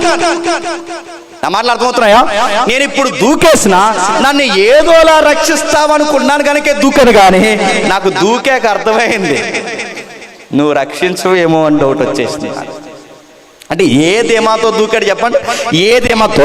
మరలా నీ పరిశుద్ధాలయం చోటు చూస్తాననుకున్నాను కానీ తర్వాత ప్రాణాంతం వచ్చినంతగా జలములు నన్ను చుట్టుకొని ఉన్నవి. సముద్ర అగాధము నన్ను ఆవరించినది. సముద్రపు నాచు నా తలకు చుట్టుకొని. సముద్రపు నాచు ఎక్కడ ఉంటుందండి? ఎక్కడో అడుగుని ఉంటుంది. అంటే ఈయన దూకిన వెంటనే పైన లేడు, మధ్యలో లేదు, ఎక్కడ పోయాడు చెప్పండి? అడుక్కుపోయాడు. అడుక్కుపోయే కొలది ప్రమాదం ఎక్కువైపోతుంది. ఇంకా అడుక్కుపోతూ చూడండి, సముద్రపు నాచు నా తలకంటుకున్నది. అప్పుడు నాకు అర్థమైంది మరి ఎండకి ఎక్కువ రాకుండా భూమికి గడియలేస్తే ఎలా ఉంటుందో పర్వతపు పునాదుల్లోనికి. చెప్పండి, పర్వత పునాదులు ఎక్కడ ఉంటే చెప్పండి? సముద్రం అడుక్కి నాచు తగులుతుంది, రాళ్ళు తగులుతున్నాయి, పర్వతపు పునాదులు అవుతున్నాయి. అప్పుడు నాకు అర్థమైంది దేవా నా యెహోవా నీవు నా ప్రాణము కోపంలో నుండి పైకి రప్పించి ఉన్నావు. ఆ టైంలో కోపంలో నుండి నా ప్రాణము నాలో మూర్ఛలుగా యెహోవా నీవు నన్ను జ్ఞాపకం చేసుకున్నా. ఇప్పుడు చెప్పండి, దూకిన వెంటనే ప్యాటర్న్ ఎవరిస్తున్నా ఉన్నాండి. దూకిన వెంటనే చేప రాలేదు, అడుక్కుపోయాడు, ప్రార్థన చేస్తున్నాడు. అలా మునిగిపోతూ ప్రార్థన చేస్తున్నాడు, ఇంకా చేస్తున్నాడు. నాచు తగులుతుంది, బండరాలు తగులేస్తున్నాయి, ఇంకా లోపపోతున్నాడు. ఆయనకు అర్థమైపోయింది ఇంకా నేను బతకను అని. నేను దూకేసిన మళ్ళీ నీ చర్చికి వస్తే నన్ను క్షమించేస్తావు అనుకున్నాను, కానీ తీరా దూకాక నాకు అర్థమైంది నేను పైకి చెప్పండి రాలేనని. ఇక చివరిగా ప్రార్థన చేశాను, మూర్ఛిల్లిపోయాను. మూర్ఛ అంటే ఏంటండి? కోమాలోకి పోయాను. ఆ కోమాలోకి పోయాక ఇక నా ప్రాణం ఆల్మోస్ట్ పోయింది అని నేను ఫిక్స్ అయిపోయినప్పుడు అప్పుడు వచ్చింది ఏడు చెప్పండి, చేప. అప్పటి వరకు దేవుడు ఏం పంపలేదు చెప్పండి, చేపను పంపలేదు. ఎందుకు చెప్పనా, యోనా అయినా నువ్వైనా మన ప్రాణాన్ని నిర్లక్ష్యంగా చూసుకుని అప్పుడప్పుడు గాలి గొడవలకు మనం మాట్లాడే మాట చెప్పనా, చెప్పండి, పోతాం రా, పోతే మూడో రోజు అంటాం కదా. ఇలాంటి వంకర మాటలు పొగర మాటలు మాట్లాడే ప్రతి ఒక్కడికి దేవుడు ప్రాణ విలువేంటో తెలియచేస్తాడు. చాలా మంది ఇలా అంటారా, ఇంటికి రా, పోతాం, ఇంటికి చూపిస్తాను నీకు అలా. నేను మళ్ళీ ఉంటే పోతంటే పుట్టడం నీ చేతుల్లో ఉందా, చావడం నీ చేతుల్లో ఉందా, జనన మరణ అన్ని పరిస్థితులు ఆయన చేతులు ఉంటే మధ్యలో నడుతున్నాను. ఉంటే పోతానంటే ఆడవాళ్ళు మగవాళ్ళు అంటారు పోతామండి పోతానని అనే మాటలు ప్రజలకు చెప్తున్నాను. మంచం పట్టిస్తాడు ఖచ్చితంగా, దేవుడు మొట్టికాయలు వేస్తాడు. ప్రాణాలు ఈజీగా మాట్లాడకండి, ప్రాణాలు తీసుకునే ప్రయత్నాలు చేయకండి. ఎవరైనా ఈ పరిస్థితులు చేసి ఈ మధ్య ఎక్కడ లేరని సూసైడ్ ప్రయత్నాలు ఎక్కువ జరుగుతున్నాయి. ఈజీ అనుకోకండి. చాలామంది ఏమంటే చెప్పినా కొంచెం తాగితే బతిక, ఏం బతికినవాడు చుక్కలు చూపిస్తాడు దేవుడు, గుర్తుపెట్టుకోండి. చాలామంది బెదిరించడానికంటే ప్రాణం తీసుకున్నట్టు బెదిరించడం, కోసుకున్నట్టు బెదిరించడం, ఉరేసుకున్నట్టు బెదిరించడం. ఆ టైంలో నేను కాపాడడానికి దేవుడు వస్తాడు లేదో నాకు తెలియదు, కానీ సూసైడ్ చేసుకునే ప్రతి ఒక్కరి దగ్గరికి ఎవడతారు చెప్పిన దయ్యం కూడా వస్తాడు, గుర్తుపెట్టుకోండి. నిజంగా చెప్తున్నాను. అమ్మ నాన్న ఏమనంటే లోపల పోయి డోర్ వేసుకో వస్తాడు అటు. భార్య ఏమనంటే బయటికి పోయి గోదావరి దగ్గర నిలబడు, వాడు వస్తాడు. మళ్ళీ చెప్తున్నాను నేను. భర్త ఏమనంటే చాలు ఆ కిచెన్లో అటు ఇటు తిరిగి గ్యాస్ కొండ చూడు, గ్యాస్ కొండ ఎలా ఉంటుందో. దేవుడు ఖచ్చితంగా నడుతున్న ప్రమాదంలో ప్రాణం విలువ తెలియకుండా మాట్లాడుతున్న వారిని దేవుడు కాపాడే ముందు జరిగేది చెప్పిన సాతానుగాడు దగ్గరికి వస్తాడు. చాలామంది మేడెక్కి దూకెత్తున్నానంటే ఆడంటాడు దూకే అంటాడు. పాత నిబంధనలో సౌలు రాజు సూసైడ్ చేసుకున్నాడు. సౌలుకి ఎవడ పట్టాడండి, సాతాను పట్టాడు, గుర్తుపెట్టుకోండి. మీరు ఎక్కడైనా మీరు చూడండి, ఇస్కరియోతు యోధ ఉరేసుకున్నాడు, ఆడ వెనకాల ఎవడున్నాడు చెప్పండి, సూసైడ్ కేసులు వెనకాల ఎవరుంటారు చెప్పండి, ఆడుంటాడు. మీరు ఒంటరిగా పోయి సూసైడ్లన్నీ ఒంటరిగా జరిగితే మీరు చూసారా, ఒంటరిగా పోయి కూర్చొని చచ్చిపోను అంటే లోపల ప్రేరణ వస్తుంది, చచ్చిపో, ఆడొచ్చాడు నీ దగ్గరికి, చచ్చిపోతే అందరు నేను చూసి జాలి పడతారు, చచ్చిపో నడుతున్నాను. చచ్చాక ఇంకెవడు జాలి పడితే ఎందుకు మనం ఉండగా. చాలామంది చచ్చి వాళ్ళు చేస్తున్నారు. ఆ చచ్చే వాళ్ళు మళ్ళీ సెల్ఫీలకి, అమ్మ వెళ్తున్నాను, నాన్న పో, మళ్ళీ మాకు ఇది ఎందుకు, మళ్ళీ అమ్మ వెళ్తున్నాను, నాన్న వెళ్తున్నాను, ఇంకా వెళ్తున్నా అంటే ఆడంటాడు ఎల్లో, ఇంకా ఆలస్యం చేయకు, తాగే. అందుకే సూసైడ్ చేసుకుని మంచాలు పట్టిన వాళ్ళందరూ మీరు గమనించండి. వాళ్ళ హాస్పిటల్లో జాయిన్ అవుతారా, ఆ హాస్పిటల్లో జాయిన్ అయిన తర్వాత వాళ్ళ హాస్పిటల్ దగ్గరికి వెళ్ళిన తర్వాత మా వాడు ఒకడు ఉన్నాడు, అలాగే వాడు హాస్పిటల్లో జాయిన్ ఎవడో పిల్ల కోసం తాగేశాడు.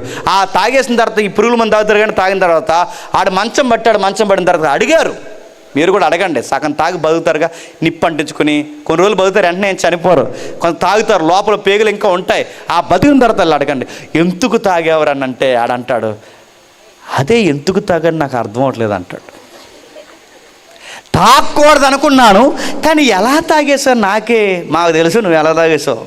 ఆడు వచ్చాడు నీ దగ్గరికి, ఎవడు చెప్పండి, నువ్వు బెదిరిద్దామనుకుని తాగిచ్చేస్తాడు. అడేమనుకుంటున్నావు, ప్రాణం విలువ తెలియకపోతే దేవుడు వచ్చి నేను ఇలా ముద్దాడతాడు లేదో నాకు తెలియదు, కానీ దేవుడికి గనక కోపం వచ్చిందో వదిలేస్తాడు, దుష్టాత్మకు వదిలేస్తాడు, ప్రాణాలు పోయేలా వదిలేస్తాడు, మొట్టికాయలు వేసేస్తాడు. అందుకే ఈ సూసైడ్ బ్యాచ్ వెంటనే చనిపోరు. వాళ్ళ చివరి 2 నిమిషాల్లో వాళ్ళకి అనిపించేది చెప్పినా, మెడికల్ రికార్డ్స్ చెప్తున్నాయి, వాళ్ళకి బతకాలనిపిస్తుంది. ఎందుకు ఇలాంటి పని చేసుకున్నాను, చివరి అనిపిస్తుంది, ఎందుకు ఇలాంటి పని చేసుకున్నాను వీళ్ళకి అనిపిస్తుంది. కానీ ఆ టైంలో పని చేసిన జరగాల్సిన నష్టం చెప్పండి. అలాగే ఏదన్నా మీరు గొడవడు కోపగించిన అవసరం 2 రోజులు అన్నం తినడం మానేను, కానీ ప్రాణాలు తీసుకునే ప్రయత్నం చేశాడో ప్రాణం ఇచ్చిన దేవుడు మాత్రం చాలా సీరియస్ అవుతాడు. యోనా అనే దేవుడు వదలలేదు, అల్లాడించేశాడు. మళ్ళీ ఇంకెప్పుడైనా సముద్రంలో దూతాడండి ఈయన, చెప్పండి. నాచు తగిలింది, బండరాలు తగిలినాయి, పరిస్థితులు తగిలాయి. ఇప్పుడు మళ్ళీ తోకలేదు, ఇప్పుడు లోపలికి పోయాడు. అప్పుడు చేప వచ్చి మీకు అమ్మయ్యాన్ని లోపల పెంచుకొని, ప్రభువా ఈ తిమింగలాన్ని లేదా ఈ చేపను పంపి నన్ను కాపాడవు కనుక 3 రోజులు ఉపవాస కుడికలు పెట్టుకున్నాడు. ఎక్కడ చెప్పండి? చర్చలో కాదు, చెప్పండి. 3 రోజులు చేప గర్భంలో ఉపవాస కుడికలు ఎవరికి? యోన గారికి. దేనికి? బతికించినందుకు. దేనికి నడుతున్నాను? కృతజ్ఞతతో. దేనికి? దేవా నన్ను బతికించా ప్రభు అని 3 రోజులు ఉపవాస కుడికలు పెట్టుకున్నాడు. అంతా బాగుంది. ఇప్పుడు దేవుడు అన్నాడు, ఆ చేప బయట కూసిన తర్వాత దేవుడు అన్నాడు, ఇప్పుడు వెళ్ళి మళ్ళీ నినేవే పట్టణానికి చెప్పండి సువార్త చెప్పు. ఇక్కడ కొంచెం వివరణ ఉంది, జాగ్రత్త చెప్తాను వినండి. అంటే మీకు అవసరం లేదు కానీ జాగ్రత్త కొన్ని విషయాలు చెప్తాను వినండి. ఇక్కడ మనం రాస్తున్న సంగతులు ఏవైతున్నావో ఇక్కడ కనబడుతున్న సంగతులు మనం జాగ్రత్తగా చూస్తే, చేప ఊసిందన్నప్పుడు చాలామంది రాంగ్ ఎక్స్ప్లెనేషన్ ఇస్తున్నారు. నినేవే ప్రజలు ఎలా మారిపోయారట? బాగా వినాలి. నినేవే ప్రజలు ఒక్క రోజులో లేదా ఒక్క ప్రకటనతో పశ్చాత్తాపడిపోయి బట్టలు చింపుకొని ఒకేసారి దేవుని కృతజ్ఞతాస్తుతులు చెల్లించారంటే వాళ్ళు అలా మారిపోవడానికి కారణం ఏంటండి? చాలామంది ఏమన్నారంటే, యోనానట చేప అలా నినేవే పట్టణం ముందు అలా ఊసేస్తే ఈ జనాలందరూ చూసి, ఇదేంటి మనిషి చేప లోపల నుంచి వచ్చాడు, మన శరీరం ఏమో ఇలా ఉంది, ఈయన తెల్లగా అయిపోయాడేంటి, ఈయన లోపల నుంచి వచ్చాడని ఆ మనిషిని వింతగా చూసి చెప్పండి మారిపోయాడు. అలా ఉందా బైబిల్లో? ఈ వంకర ప్రసంగాలన్నీ ఎలా అవుతాయి తెలదండి చాలామందికి. చేప ఇలా ఊసేయడం అంటే ఎవరు చూశారట? నినేవే ప్రజలు చూసి మరి నడుతున్నాను. చేప అలా ఊసేసిందని చెప్తున్నానంటే ఈ మనిషికి యోనా గ్రంథం హిస్టరీ చదవడు, ఏమీ చదవడు, మరి ఎలా బోధిస్తున్నావు అంటే వీళ్ళు చదవరు, వినేవాళ్ళు ఉన్నారు కనుక చెప్పండి చెప్పుకుంటూ. కానీ గమ్మద్దని చెప్తున్నా, చదివే వాళ్ళ కోసం చెప్తున్నాను. అసలు యోనా అనే చేప ఓదడం అనేది నినేవే ప్రజలు చూసే అవకాశం 100కి 200% లేదు. ఎందుకంటే అసలు నినేవే పట్టణం దగ్గర ఇప్పుడు గొడవలు జరుగుతున్నాయిగా, నినేవే పట్టణం దగ్గర అసలు సముద్రమే లేదు. నినేవే పట్టణం దగ్గర సముద్రం లేకపోతే వాళ్ళు లేదు, వాళ్ళు లేకపోతే యోనా లేడు, యోనా లేకపోతే చేప లేదు. అసలు అక్కడ స్టోరీయే లేదు. మరి స్టోరీ ఎంత జరిగింది ఎక్కడ? మధ్యధరా సముద్రం. అంటే మధ్యధరా సముద్రానికి నినేవే పట్టణానికి 500 మైళ్ళు పైనే. అంటే అక్కడికి ఎప్పే వారేవు దగ్గర, అంటే ఇది ఎక్కడ ఉంటుంది అంటే ఇజ్రాయెల్ దేశం దగ్గర ఉంటుంది. నినేవే పట్టణం ఎక్కడ ఉంటుందంటే యూఫ్రటీస్ టైగ్రిస్ నది దగ్గర ఉంటుంది. అంటే ఆ పట్టణం దగ్గర నదులు ఉన్నాయి తప్ప ఏం లేదు చెప్పండి. సముద్రం మీ ఇంటికి వెళ్ళాక లాస్ట్లో మ్యాప్లు ఉంటాయిగా, అవసరం సింపేశారా? ఆ మ్యాప్లు చూడండి మీకు కనబడతాయి. మధ్యధరా సముద్రం ఎక్కడ? వీళ్ళెక్కడ అంటే ఇప్పుడు వీళ్ళు ఎలా మారారు? యోనాను చూసి కాదు, ఎప్పుడు గుర్తుపెట్టుకోండి, అద్భుతాలు చూస్తే మనుషులు ఎక్కువ కాలం విశ్వాసంలో ఉండరు. గుర్తు మీరు చెప్పిన ఇశ్రాయేల్ చూసిన అద్భుతాలు ప్రపంచంలో ఎవడని చూసాడా?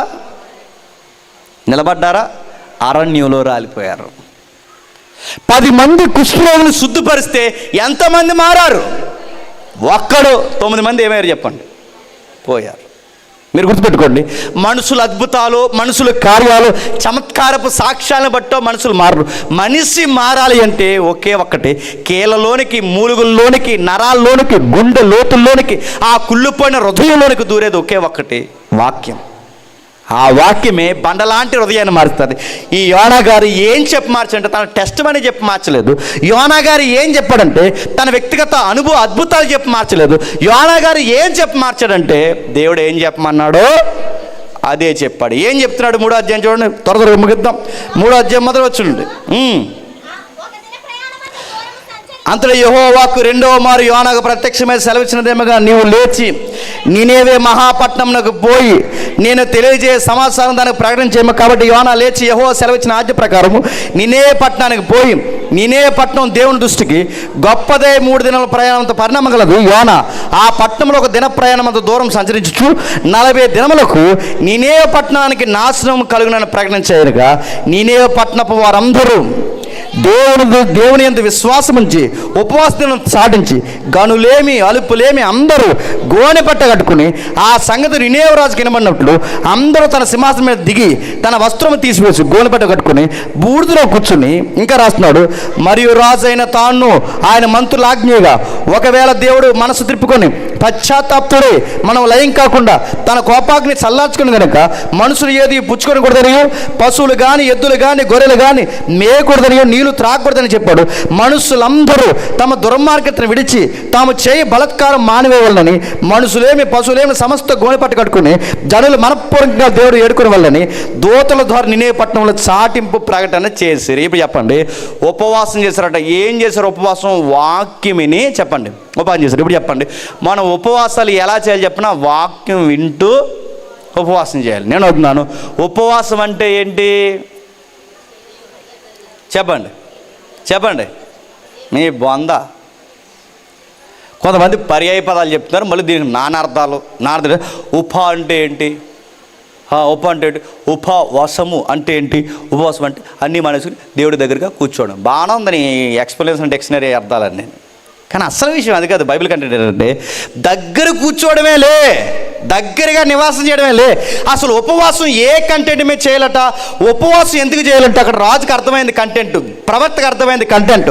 అక్కడ రాస్తున్న సంగతి మనుషులు ఉపవాసాలు ఎందుకు ఉండాలంటే అక్కడ రాస్తున్న చూడండి, దుర్మార్గత విడిచేయాలట, బలత్కారం మానేయాలంట. అక్కడ రాసిన చూడండి 9వ వచనంలో ఉపవాసాలు ఎందుకు ఉండాలి? పిల్లకి పెళ్ళి అవుతుందని చెప్పండి, చెప్పండి. నాకు గుర్తు రావట్లేదు. ఉద్యోగం వస్తుందని చెప్పండి, రోగం తగ్గుతుందని అడుగుతున్నాను. వీటి వలన ఉపవాసాలు చేయొచ్చా? లోక సంబంధమైన అవసరాల కొరకు ఉపవాసాలు చేయొచ్చా? దేనికి పెద్దమ్మా ఇంత నీరసంగా ఉన్నావంటే ఉపవాసం ఉన్నాను కదయ్యా. నువ్వు ఉన్నావని మమ్మల్ని అడగాలని, మేము అడగాలని ముఖం అలా ఎట్టి తిరుగుతున్నావు. చాలామంది నీరసంగా పెడతారు ముఖం, ఎందుకని? అడగాలని.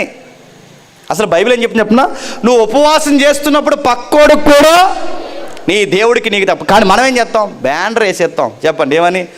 3 రోజులు ఉపవాస కొడుకులు అనగానే అందరూ నీరసంగా వెళ్తాం. స్లో మాట్లాడుతాం. ఏంటంటే ఫాస్టింగ్లో ఉన్నాను అన్నారు. చాలా గట్టిగా చేస్తున్నావు. ఇంతకీ దేనికోసం చేస్తున్నావురా ఈ ఉపవాసం అంటే? దేనికి? నెక్స్ట్ మంత్ మా బాసు శాలరీ పెంచుతానన్నాడు, పంచులాగున దేవునికి చెప్పండి నీ బొంద పెంచుతాడు. నా వాళ్ళ మీద అర్థమవుతున్నాయి. పెళ్ళి అవుతుంది, ఓకే అవుతారు, ఆ సంబంధం ఓకే. నేను అడుగుతున్నా, ఇలాంటి ఉపవాసాలు చెయ్యొచ్చా?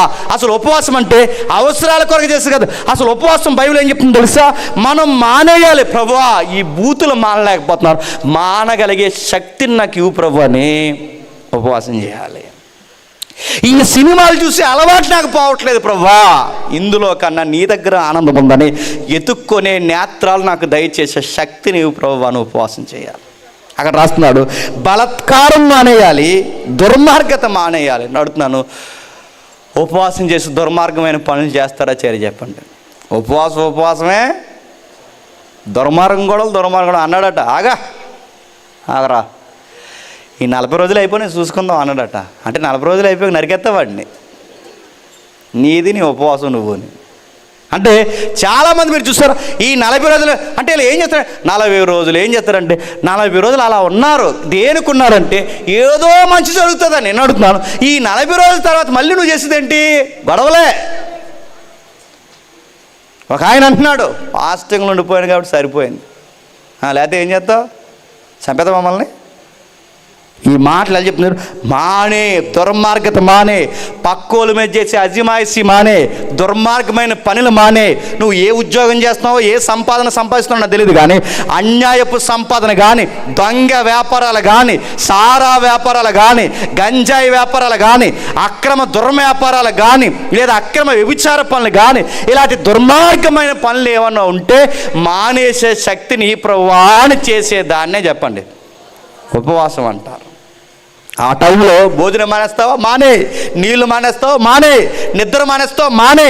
అన్నీ మానేసి దేవుని దగ్గరకు వచ్చి కూర్చొని, దేవా ఇదిగో భోజనం మానేస్తున్నాను, నీళ్లు మానేస్తున్నాను, నన్ను రక్షించు ప్రభువా, నేను బలత్కారం కూడా మానేస్తున్నాను ప్రభువా, నన్ను క్షమించు ప్రభువా, నాకు నూతనంగా బ్రతికే బతుకుని అని దేవుడికి ప్రార్థన చేస్తే అప్పుడు నచ్చుతుంది ఉపవాసం. కానీ మనం ఉపవాసం ఎవరంటే చెప్పిన చేయాల్సిన అన్నీ చేస్తాం. ఎలా చేస్తారంటే ఉపవాసం నెక్స్ట్ సమ్మర్ ఉపవాసాలు జరుగుతాయి. ఎలా ఉపవాసాలు జరుగుతాయి చెప్పిన ఉదయం సాయంత్రం మానేశారట. బాగా వినండి, 2 పూటలు మానేశారండి. 3వ పూట గట్టిగా 2 పూటలు కలిపి కొడేశాడు. గొప్ప ఉపవాసమే. చాలామంది సమ్మర్ ఉపవాసాలు ఎలా చేస్తారు చెప్పిన మజ్జిగ చిక్కగా చేసుకుని కరేపాకు జల్లుకుని తాగేశారండి. అబ్బా, కొంతమంది ఉపవాసం ఓఆర్ఎస్ లాగిపోయినాయి, కానీ కొంతమంది ఉపవాసాలు ఏంటి చెప్పిన ఓఆర్ఎస్లు డ్రై ఫ్రూట్ జ్యూసులు. ఇది ఉపవాసమా? ఉపవాసం నడుతున్నారు. అసలు దేనికి ఉండాలి ఉపవాసం? పశ్చాత్తాపడాలి, పాపం ఒప్పుకోవాలి, దుర్మార్గత వదిలేయాలి. ఇంకా రాస్తున్నారు చూడండి, బలత్కారం వదిలేయాలి. నీ భార్య మీద అరుస్తావు, ఆగో.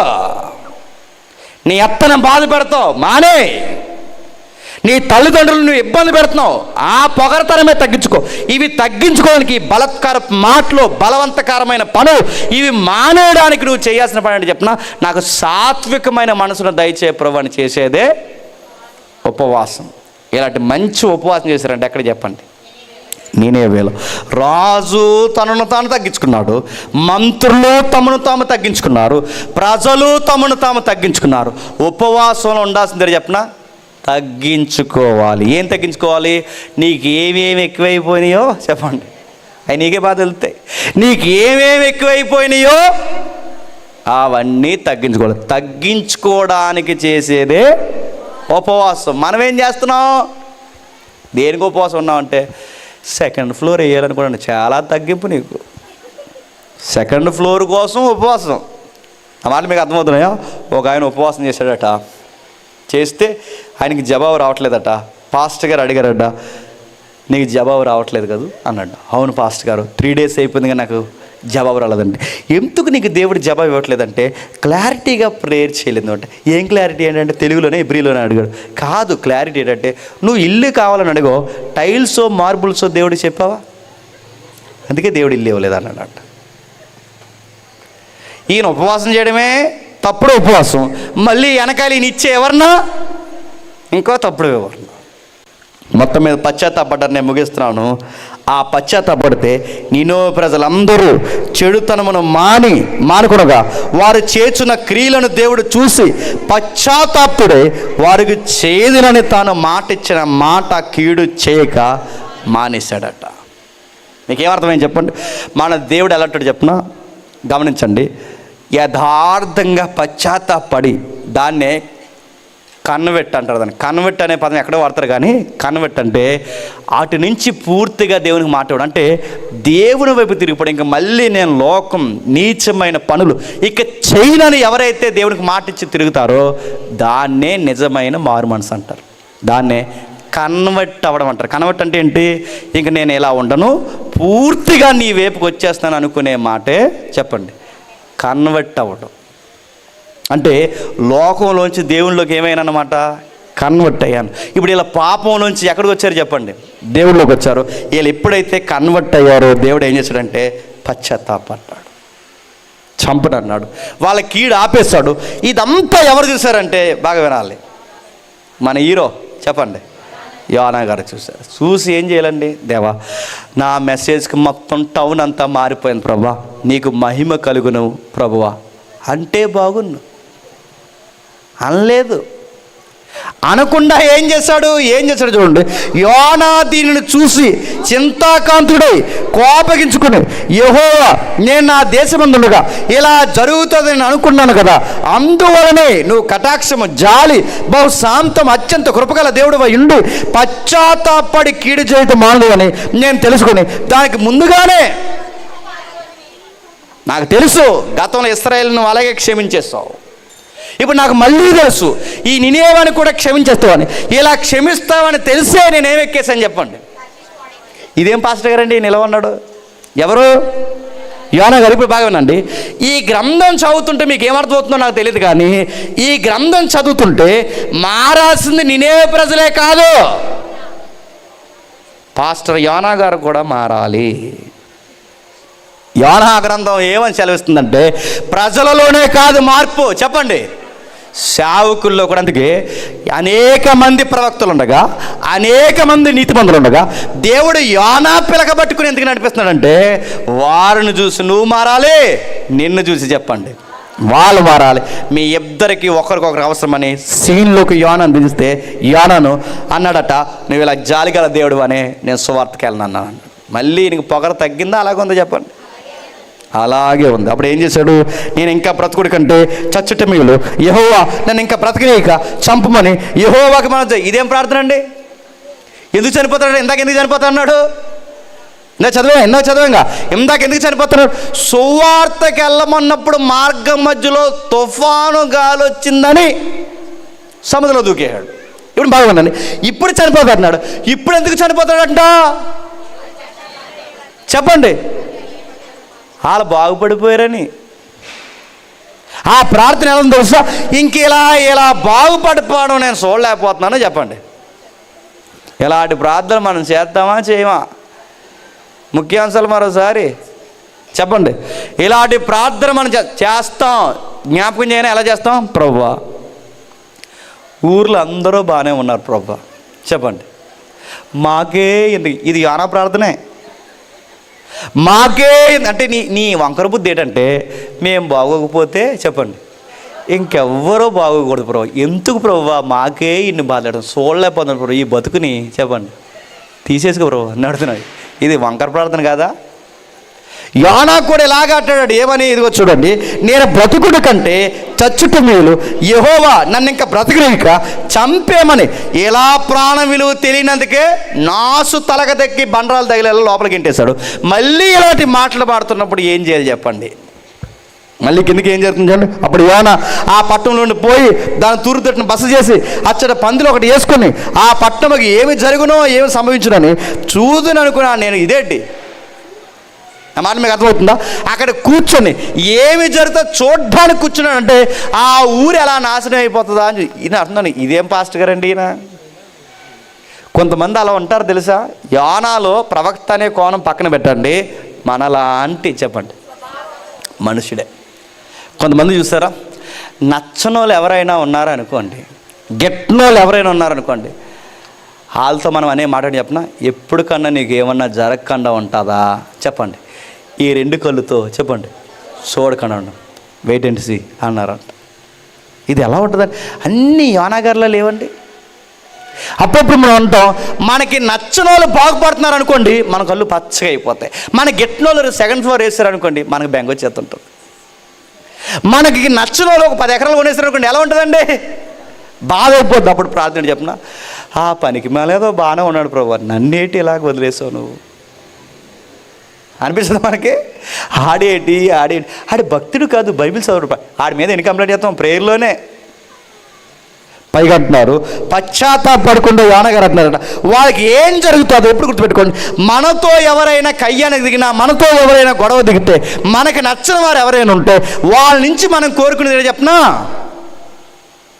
నన్ను ఈడు అన్నాడు చెప్పండి, దేవుడు వీడికి ఏదోటి చేయకుండా ఉంటాడా అని కనిపెడతా ఉంటాం ఉండమా?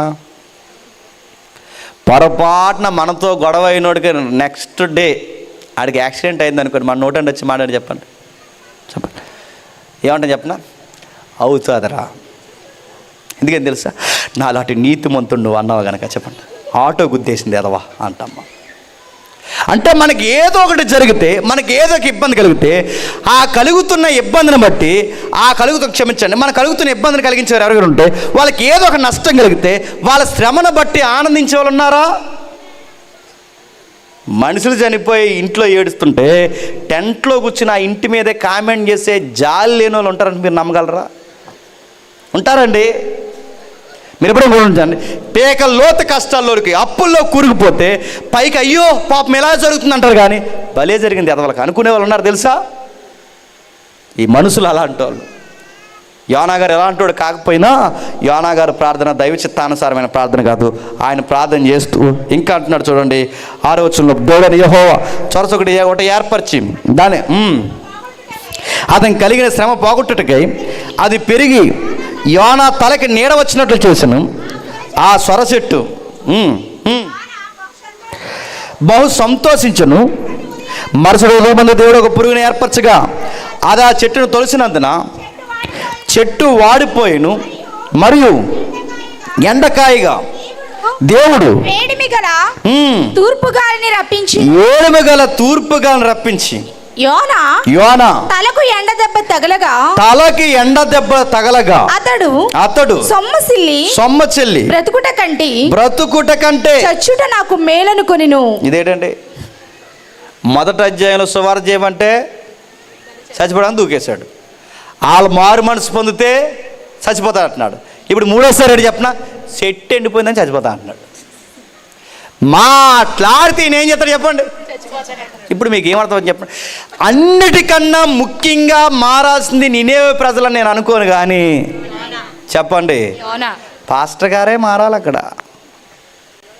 యోనా పాస్టర్ గారు ఆ పెద్ద ఆయనే మారాలి. అందుకని అంటున్నాడు. మళ్ళీ అంటున్నాడు, చెట్టు ఎండిపోతుంది అంటే ఎండ కాస్తే చచ్చిపోతాడు, వాన కురిస్తే చచ్చిపోతాడు, తుఫాను వస్తే చచ్చిపోతాడు, ఎవరైనా మారితే చచ్చిపోతాడు, ఎవరైనా బాగుపడితే చచ్చిపోతాడు, ఈయనకి నచ్చిన వాళ్ళు ఎవరన్నా మారు మనసు పొందితే చచ్చిపోతాడు. చూసి చూడలేకపోతాడంటే ఏమనాలి? ఈయన తక్కువ చేయడం అని కాదు, కానీ దేవుడు అంటే కొంచెం ఈయన లోకు తీసుకున్నాడు. అందుకే దేవుడు ఒక లెసన్ నేర్పించాడు. అప్పుడు దేవుడు ఈ సొర చెట్టును గురించి నీవు కోపించుట న్యాయమా, నీవు కోపించుట న్యాయమా అని యోనాను అడగగా యోనా ప్రాణము పోవునంతగా కోపించుట న్యాయమే అని. తగునా నీకు ఒక ప్రవక్త, ఒక నీతిమంతుడు ప్రాణం పోవునంతగా నువ్వు కోపించడం న్యాయం అంటే యోనా గారు ఏమన్నారంట? న్యాయమే అన్నాడు. కొంతమంది చూసారా ఎంత వంకలు చెప్తారు, మరి తప్పురు అంటే తప్పు కదా అంటారు, అలా కాదండి అలా కదా అంటారు. అప్పుడు కూడా అలా పొగర తగ్గుతుందండి. అలా కాదురా ఇలా మాడతా అంటాడు, అలా అనకూడదండి అంటాడు. ఇవన్నీ దేవుడు చేత ముట్టుకెళ్ళి తెచ్చుకునే పనులండి ఇవన్నీ. యోనా గారు కూడా చూడండి, ఇలా న్యాయం అంటే న్యాయమే, అలా మారపోవడం అన్యాయం అయిపోవడం న్యాయమే, వాళ్ళు బాగుపడకుండా ఉండడం న్యాయమే, వాళ్ళు నాశనం అయిపోవడం న్యాయమే, వాళ్ళు నా కళ్ళ ముందు పచ్చగా ఉండకుండా చూడాలనుకోండి న్యాయమే, చచ్చిపోతాంటున్నాం న్యాయం అంటే న్యాయమే. ఒక మాట చెప్పాలంటే ఈ మాట అంటున్నాను ఏమనుకోకండి, కొంచెం టెంపర్ ఉంది ఈయనకి. ఎవరికి చెప్పండి, కొంచెం ఎక్కువ ఉంది. చెట్టు ఎండిపోతే చచ్చిపోతాడు, ఎండగాస్తే చచ్చిపోతాడు, వాన కురిస్తే చచ్చిపోతాడు, సముద్రంలో దూకే చచ్చిపోతాడు, చేప రాకపోతే చేపలు ఉండి ఆ ప్రార్థన చేస్తున్నప్పుడు జ్ఞాపకం చేసుకుంటాడు, మనుషులు పశ్చాత్తాపడితే చనిపోతా అంటాడు, మాట్లాడితే చనిపోతా అంటే దేవుడు ఒక మాట అన్నాడు. అయితే నీకు ఒక మాట చెప్పాలి, సొరసెట్టు గుచ్చి కోపించడం న్యాయమా? ఒక మాట గుర్తుపెట్టుకో. అందుకే యెహోవా నువ్వు కష్టపడకుండా పెంచకుండా రాత్రుల్లోనే పుట్టి పెరిగి ఒక రాత్రుల్లోనే వాడిపోయిన సొరచెట్టు విషయంలో నువ్వు విచారించుచున్నావే. అయితే అడుగుతాను, చెట్టు నువ్వు పెంచావా? చెట్టుకి నువ్వు నీళ్ళేసావా? చెట్టు నువ్వు పుట్టించగలవా? దానికి కావాల్సిన సూర్యరశ్మి, దానికి కావాల్సిన గాలి, దానికి కావాల్సిన తేమ నువ్వు ఇవ్వగలవా? నువ్వు పుట్టించకుండానే పుట్టిన చెట్టు కోసమే నువ్వు ఎంత విచారణ పడితే, ఒక ప్రవక్తగా నేను చెప్తున్నాను, ఒక మనుషులు నువ్వు పుట్టించగలవా? ఎదుటోళ్ళు పచ్చగుంటే చూడలేవు, ఎదుటోళ్ళు మారితే చూడలేవు, ఎదుటోళ్ళు బాగుపడితే చూడలేవు, ఎదుటోళ్ళు పశ్చాత్తాపడితే చూడలేవు, ఎదుటోళ్ళు దేవుళ్ళు ఎదిగితే చూడలేవు. ఏం బుద్ధి అయ్యా బుద్ధి, నీ బుద్ధి. ఒక చెట్టు ఎదిగితేనే, ఒక చెట్టు ఎదిగితే వాడిపోతేనే చెట్టు కోసం ఇంత ఫీల్ అయిపోతున్నావే. చెట్లు కన్నా గొప్ప వాళ్ళు ఎవరో తెలుసా? యోనా మనుషులు గొప్ప వాళ్ళు. ఒక మనుషులు మారితే నువ్వు చూడలేకపోతున్నావు అంటే నడుతున్నావు, నేనేమనాలి నిన్ను? చాలామందికి వయసు పెరుగుతుందని నేను అడుగుతున్నాను. ఆ వయసు అంతా ఎక్కడ పెడతారో తెలియదు అని అడుగుతున్నాను. వాళ్ళ మాట బాగోదు, వాళ్ళ సలహాలు బాగోవు, వాళ్ళ చూపులు బాగోవు, వాళ్ళు ప్రవర్తించే ప్రవర్తన, ఈ వయసు అంతా ఎక్కడ పెట్టారు? ఇంతకాలం భూమికి బరువైపోయి బతికే ఇన్ని రోజుల్లోనే ఒక మంచి సలహా ఇవ్వు, ఒక మంచి మాట మాట్లాడు, ఒక మంచిగా బాగుండాలని చూడు. నువ్వు, నీ కుటుంబం, నీ కొడుకులు, నీ మనవాళ్ళు నువ్వే బాగుండాలని చూస్తావు. ఇది భక్త? నీకు పాట ఇవ్వకపోతే కోపం ఇస్తావు, ప్రార్థన ఇవ్వకపోతే కోపం ఇస్తావు, నీకన్నా ఎవరికన్నా ఎక్కువగా గౌరవించి పాస్టర్ గారు సన్మానిస్తే కోపం ఇస్తావు. ఇది భక్త? నీ పెద్దరికం, నీ అనుభవం, నీ వాగ్దాటి, నీ వాక్స్వాతంత్రం, నీ దేవుడి పట్ల విశ్వాసం, ఎదుటోళ్ళు బాగుండాలి. నీ పెద్దరికం పెరిగే కొలది ఏం చేయాలి తెలుసా? అందరూ బాగుండాలనుకోవాలి. కానీ నువ్వేమనుకోండి చెప్పిన, నేనే పాస్టర్ గారికి కేక్ ఇట్టారంటే క్రిస్మస్కి ఇటే అయిపోయారు నా పెద్దలకి, ఈ పెద్దలు కోపం మీద దిగిపోరండి. ఎట్టారు కదా వాళ్ళకి ముందు ఎట్టండి అన్నారంట. చదువుతున్నాను, ఇంత సూక్ష్మ బుద్ధ. ముందు కేక్ ఎక్కకపోతే కేక్ ఎట్టకపోతే కోపం ఇస్తారు, పాంప్లేట్ మీద పేరు అయిపోతే కోపం ఇస్తారు. ఓ సంఘంలోకి ఆయన అంటున్నాడు, నెక్స్ట్ మీటింగ్ ఎలా చేస్తారో నేను చూస్తాను. బాగానే చేస్తాను, నువ్వు లేకపోతే గుర్తెట్టుకో, నువ్వే గొడవలకు అన్నిటికి కారణం. ఎలా చేస్తారు? ఎలా అంటే బెదిరింపు దేనికి? నేను మనలో చాలామంది ఎవరైనా తమ్ముడు కానీ చెల్లి కానీ ఇక్కడికి వచ్చి మంచిగా పాట పాడారు అనుకోండి, చాలామందికి నచ్చదు తెలుసా, పాడేళ్ళే పెద్ద అంట. నువ్వు మాకు లతా మంగేశ్వర్, నువ్వు శ్రేయ ఘోషలా నడుతున్నాను. ఒక పాట పాడితే చూడలేవు, ఒక మంచిగా వాకింగ్ చెప్తే చూడలేవు. చాలామంది మొన్న భీమవరంలో వాకింగ్ చెప్తున్నాను నేను, నాకు తెలియలేదు, లేదంటే ఆ పెద్ద నేను స్టేజ్ ఎక్కించేది. నేను అక్కడ వాకింగ్ చెప్తుంటే నాకు వెనకాల అక్కడ కామెంటరీ చేస్తున్నాడు. ఆ సేవకుల్లో కూర్చున్నాడు, అందరిలో నడుతున్నాను. నీ ఇంత సేవ, ఇంత వయసు ఉందా నీకు? ఒక కుర్రోడు అక్కడ వాకింగ్ చెప్తుంటే వెనకాల అంతమంది సేవకుల మధ్య నువ్వు అలా మాడదు, నీ వయసు ఏమైంది నీకు? బుద్ధి ఉండాలి కదా అని అడుగుతున్నాను నేను. అరే చిన్న పిల్లవాడు బాగా చెప్తున్నాడు, ఇతని కోసం ప్రార్థన చేయాలి, దేవుడు ఇంకా వాడుకుంటాడు అనాలి నీ వయసుకి. కానీ నువ్వేం చేస్తున్నావు? నా మీద డైలాగులు వేస్తున్నావు నువ్వు. నా మీదే కాదు, చాలామంది సేవకులు ఇక్కడ వాడబడుతుంటే, మొన్న ఎక్కడో వెళ్తున్నప్పుడు పాస్టర్ గారు పొరపాటున ఒక ఆయనకు ప్రార్థన ఇస్తాడు. మొన్న ఏ ఊరని అడగకండి, లేనిపోను గొడవ. ప్రార్థిస్తే ఆ పెద్ద ఆయన ప్రార్థన ఎక్కువసేపు చేశాడు. పాస్టర్ గారిని పిలిచేవాడిని చెప్పిన, ఆడికి ఎవడేమన్నా నేను ప్రార్థన అంటున్నాడు. ఎవరు ఆ పెద్ద? అస్సలు బుద్ధి లేదు నీకు అంటున్నాడు. ఎవరినే? పాస్టర్ గారిని. ఎవడేమన్నా ఆడు ప్రార్థన అంతసేపు చేస్తున్నాడు ప్రార్థన అంటే, ఇంతకీ పెద్దకి గొడవలు ఉన్నాయన్నమాట. ఎవడేమన్నా ఆడికి ప్రార్థన అంతసేపు ప్రార్థన చేస్తాడు ఎవడైనా? పాస్టర్ నలుగురులో అలా అనొచ్చా? నలుగురు అలా మాట నడుతున్నాను. కొంతమందికి ఏంటో అర్థమవుతుందండి, చచ్చిపోయే ముందు రోజు వరకు ఆ ఎదవ పొగరతో నడుస్తారు. ఆ పొగరే వాళ్ళని చంపుతుంది. నేను యోనా గారిని ట్యాగ్లోకి నేను తీసుకురావట్లేదు, కానీ ఒక మాట అయితే నేను అంటాను, ఇది ప్రవక్తకి తగ్గదు. అందుకే దేవుడు అన్నాడు, అయితే 120 ఏళ్ల కంటే ఎక్కువైన కుడియడంలో ఎరగని జన్మను బసువు గల నీనేవే మహాపురం విషయంలో నేను విచారపడవద్దా? నువ్వు మొలిపించిన చెట్టు కోసం ఎంత బాధపడితే యోనా, మనుషులను పుట్టించి వాళ్ళని పోషించి వాళ్ళని పెద్దవాళ్ళని చేసి వాళ్ళకి పట్టణాలు కట్టించి వాళ్ళకి పంటలు ఇచ్చి వాళ్ళకి వర్షాలు కురిపించి ఇంత నాగరికతను నడిపిస్తున్నాను నేను. ఇన్ని వేల మంది ఒక్కరోజు నశించిపోతే నేను సంతోషిస్తానా? నశించిపోయే వాళ్ళని ఎతికి రక్షిస్తానే తప్ప నశించిపోవాలని కోరుకోను. నీ కోపించే కోపంలో న్యాయం ఉందా? దేవుడు ఎప్పుడైతే ఈ లెసన్ నేర్పాడో యోనా సైలెంట్ అయిపోయాడు. ఇప్పుడు చెప్పండి, నీనేవే ప్రజలు మారారు? చెప్పండి, పెద్ద అయిన ప్రవక్త గారు యోనా గారు మారారు. ఉపవాసం ఎలా చేయాలో చరిత్రలో మనకు ఒకటి నేర్పించారు. ఈ గ్రంథం నీకు నాకు నేర్పిస్తున్నాడని చెప్పిన, దేవుడు ఒక మనిషిని సరిచేయడానికి అవసరమైతే సముద్రాన్ని ఆపేస్తాడు, తుఫాన్ని ఆపేస్తాడు, చేపను ఆపేస్తాడు, మనిషి బుద్ధిని ఆపేస్తాడు. మనిషి మారేంత వరకు ఎన్ని మొట్టికాయలైనా వేస్తాడు.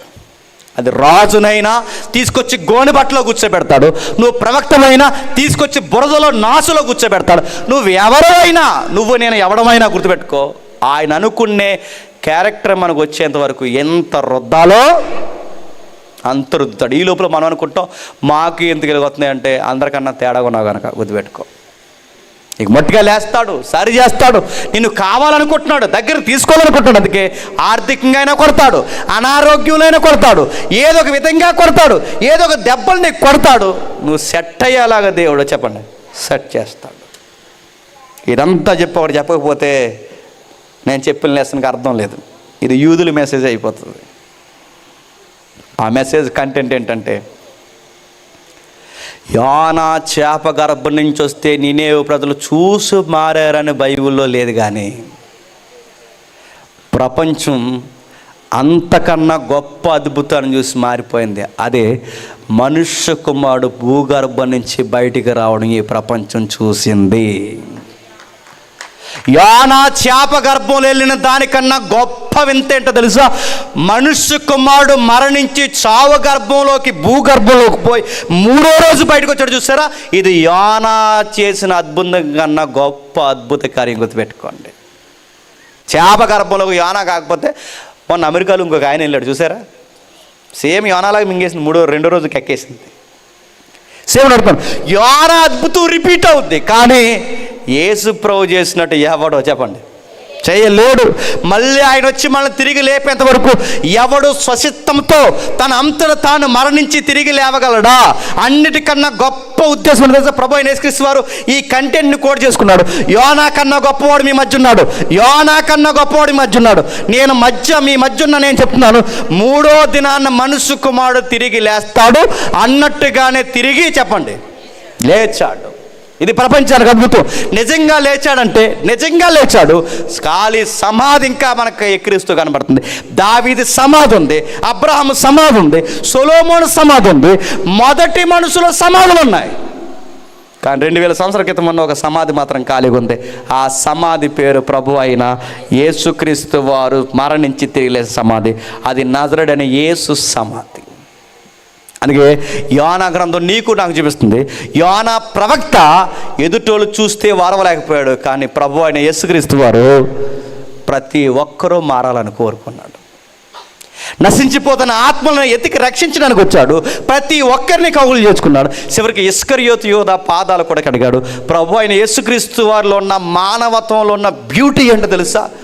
అందరినీ సమానంగా ప్రేమించాడు. కానీ యోనా అలా చూడలేదు. యోనా ఎలా ఉండో చెప్పినా, మేమే బాగుండాలి, మేమే ఉండాలి, నా మాట వినాలనుకున్నాను. కానీ ప్రభు ఎలా ఉన్నాడు చెప్పినా, ఎదుటోడిని రక్షించుకోవడానికి అవసరమైతే వాళ్ళ పాదాలు కూడా చెప్పండి. మనం ఫాలో అవ్వాల్సింది యోనాను కాదు, మనం ఫాలో అవ్వాల్సింది చెప్పండి ప్రభు అయిన యేసుక్రీస్తు వారిని. మన చేప గర్భం అద్భుతం కన్నా మన కళ్ళ ముందున్న అద్భుతం ఏంటంటే, ఒకరోజు మనం కూడా తిరిగి లేస్తాం. మనం లేస్తామనడానికి గ్యారంటీ ఏంటి, వారంటీ ఏంటి చెప్పండి? మనం లేస్తామనడానికి గ్యారంటీ వారంటీలు ఏమైనా ఉన్నాయి? లేవు. బయట ఎక్కడ లేవు, కానీ బైబిల్ వెలుగులో ఉన్నాయి. ఆ గ్యారంటీ వారంటీ ఏంటో తెలుసా? ప్రభు అయిన యేసుక్రీస్తు వారు తిరిగి లేచాడన్నదే మనకి గ్యారంటీ, అదే మన వారంటీ. ఆయన ఖచ్చితంగా లేచినది వాస్తవం అయితే ఆయన యందు నిద్రించిన వారిని కూడా చెప్పండి తిరిగి లేపుతాడు. 40 రోజులు ఉపవాసాలైనా, 60 రోజులు ఉపవాసాలైనా, 3 రోజులు ఉపవాసాలైనా మన కంటెంట్ ఒక్కటై ఉండాలి. పశ్చాత్తాపడాలి, దుర్మార్గత మానేయాలి, బలత్కారం మానేయాలి, ప్రభు అయిన యేసుక్రీస్తు వారి వైపు చూడాలి, ఆయన గుణగణాలన్నీ మనం నేర్చుకోవాలి. ఆయన యందు నిద్రించిన వారిని ఆయన వచ్చినప్పుడు ఖచ్చితంగా తిరిగి లేపుతాడు. అట్టి మేలులు నీకు నాకు మనందరికీ దేవుడు అనుగ్రహించును గాక. Amen, amen, amen. ప్రార్థన చేసుకుందాం.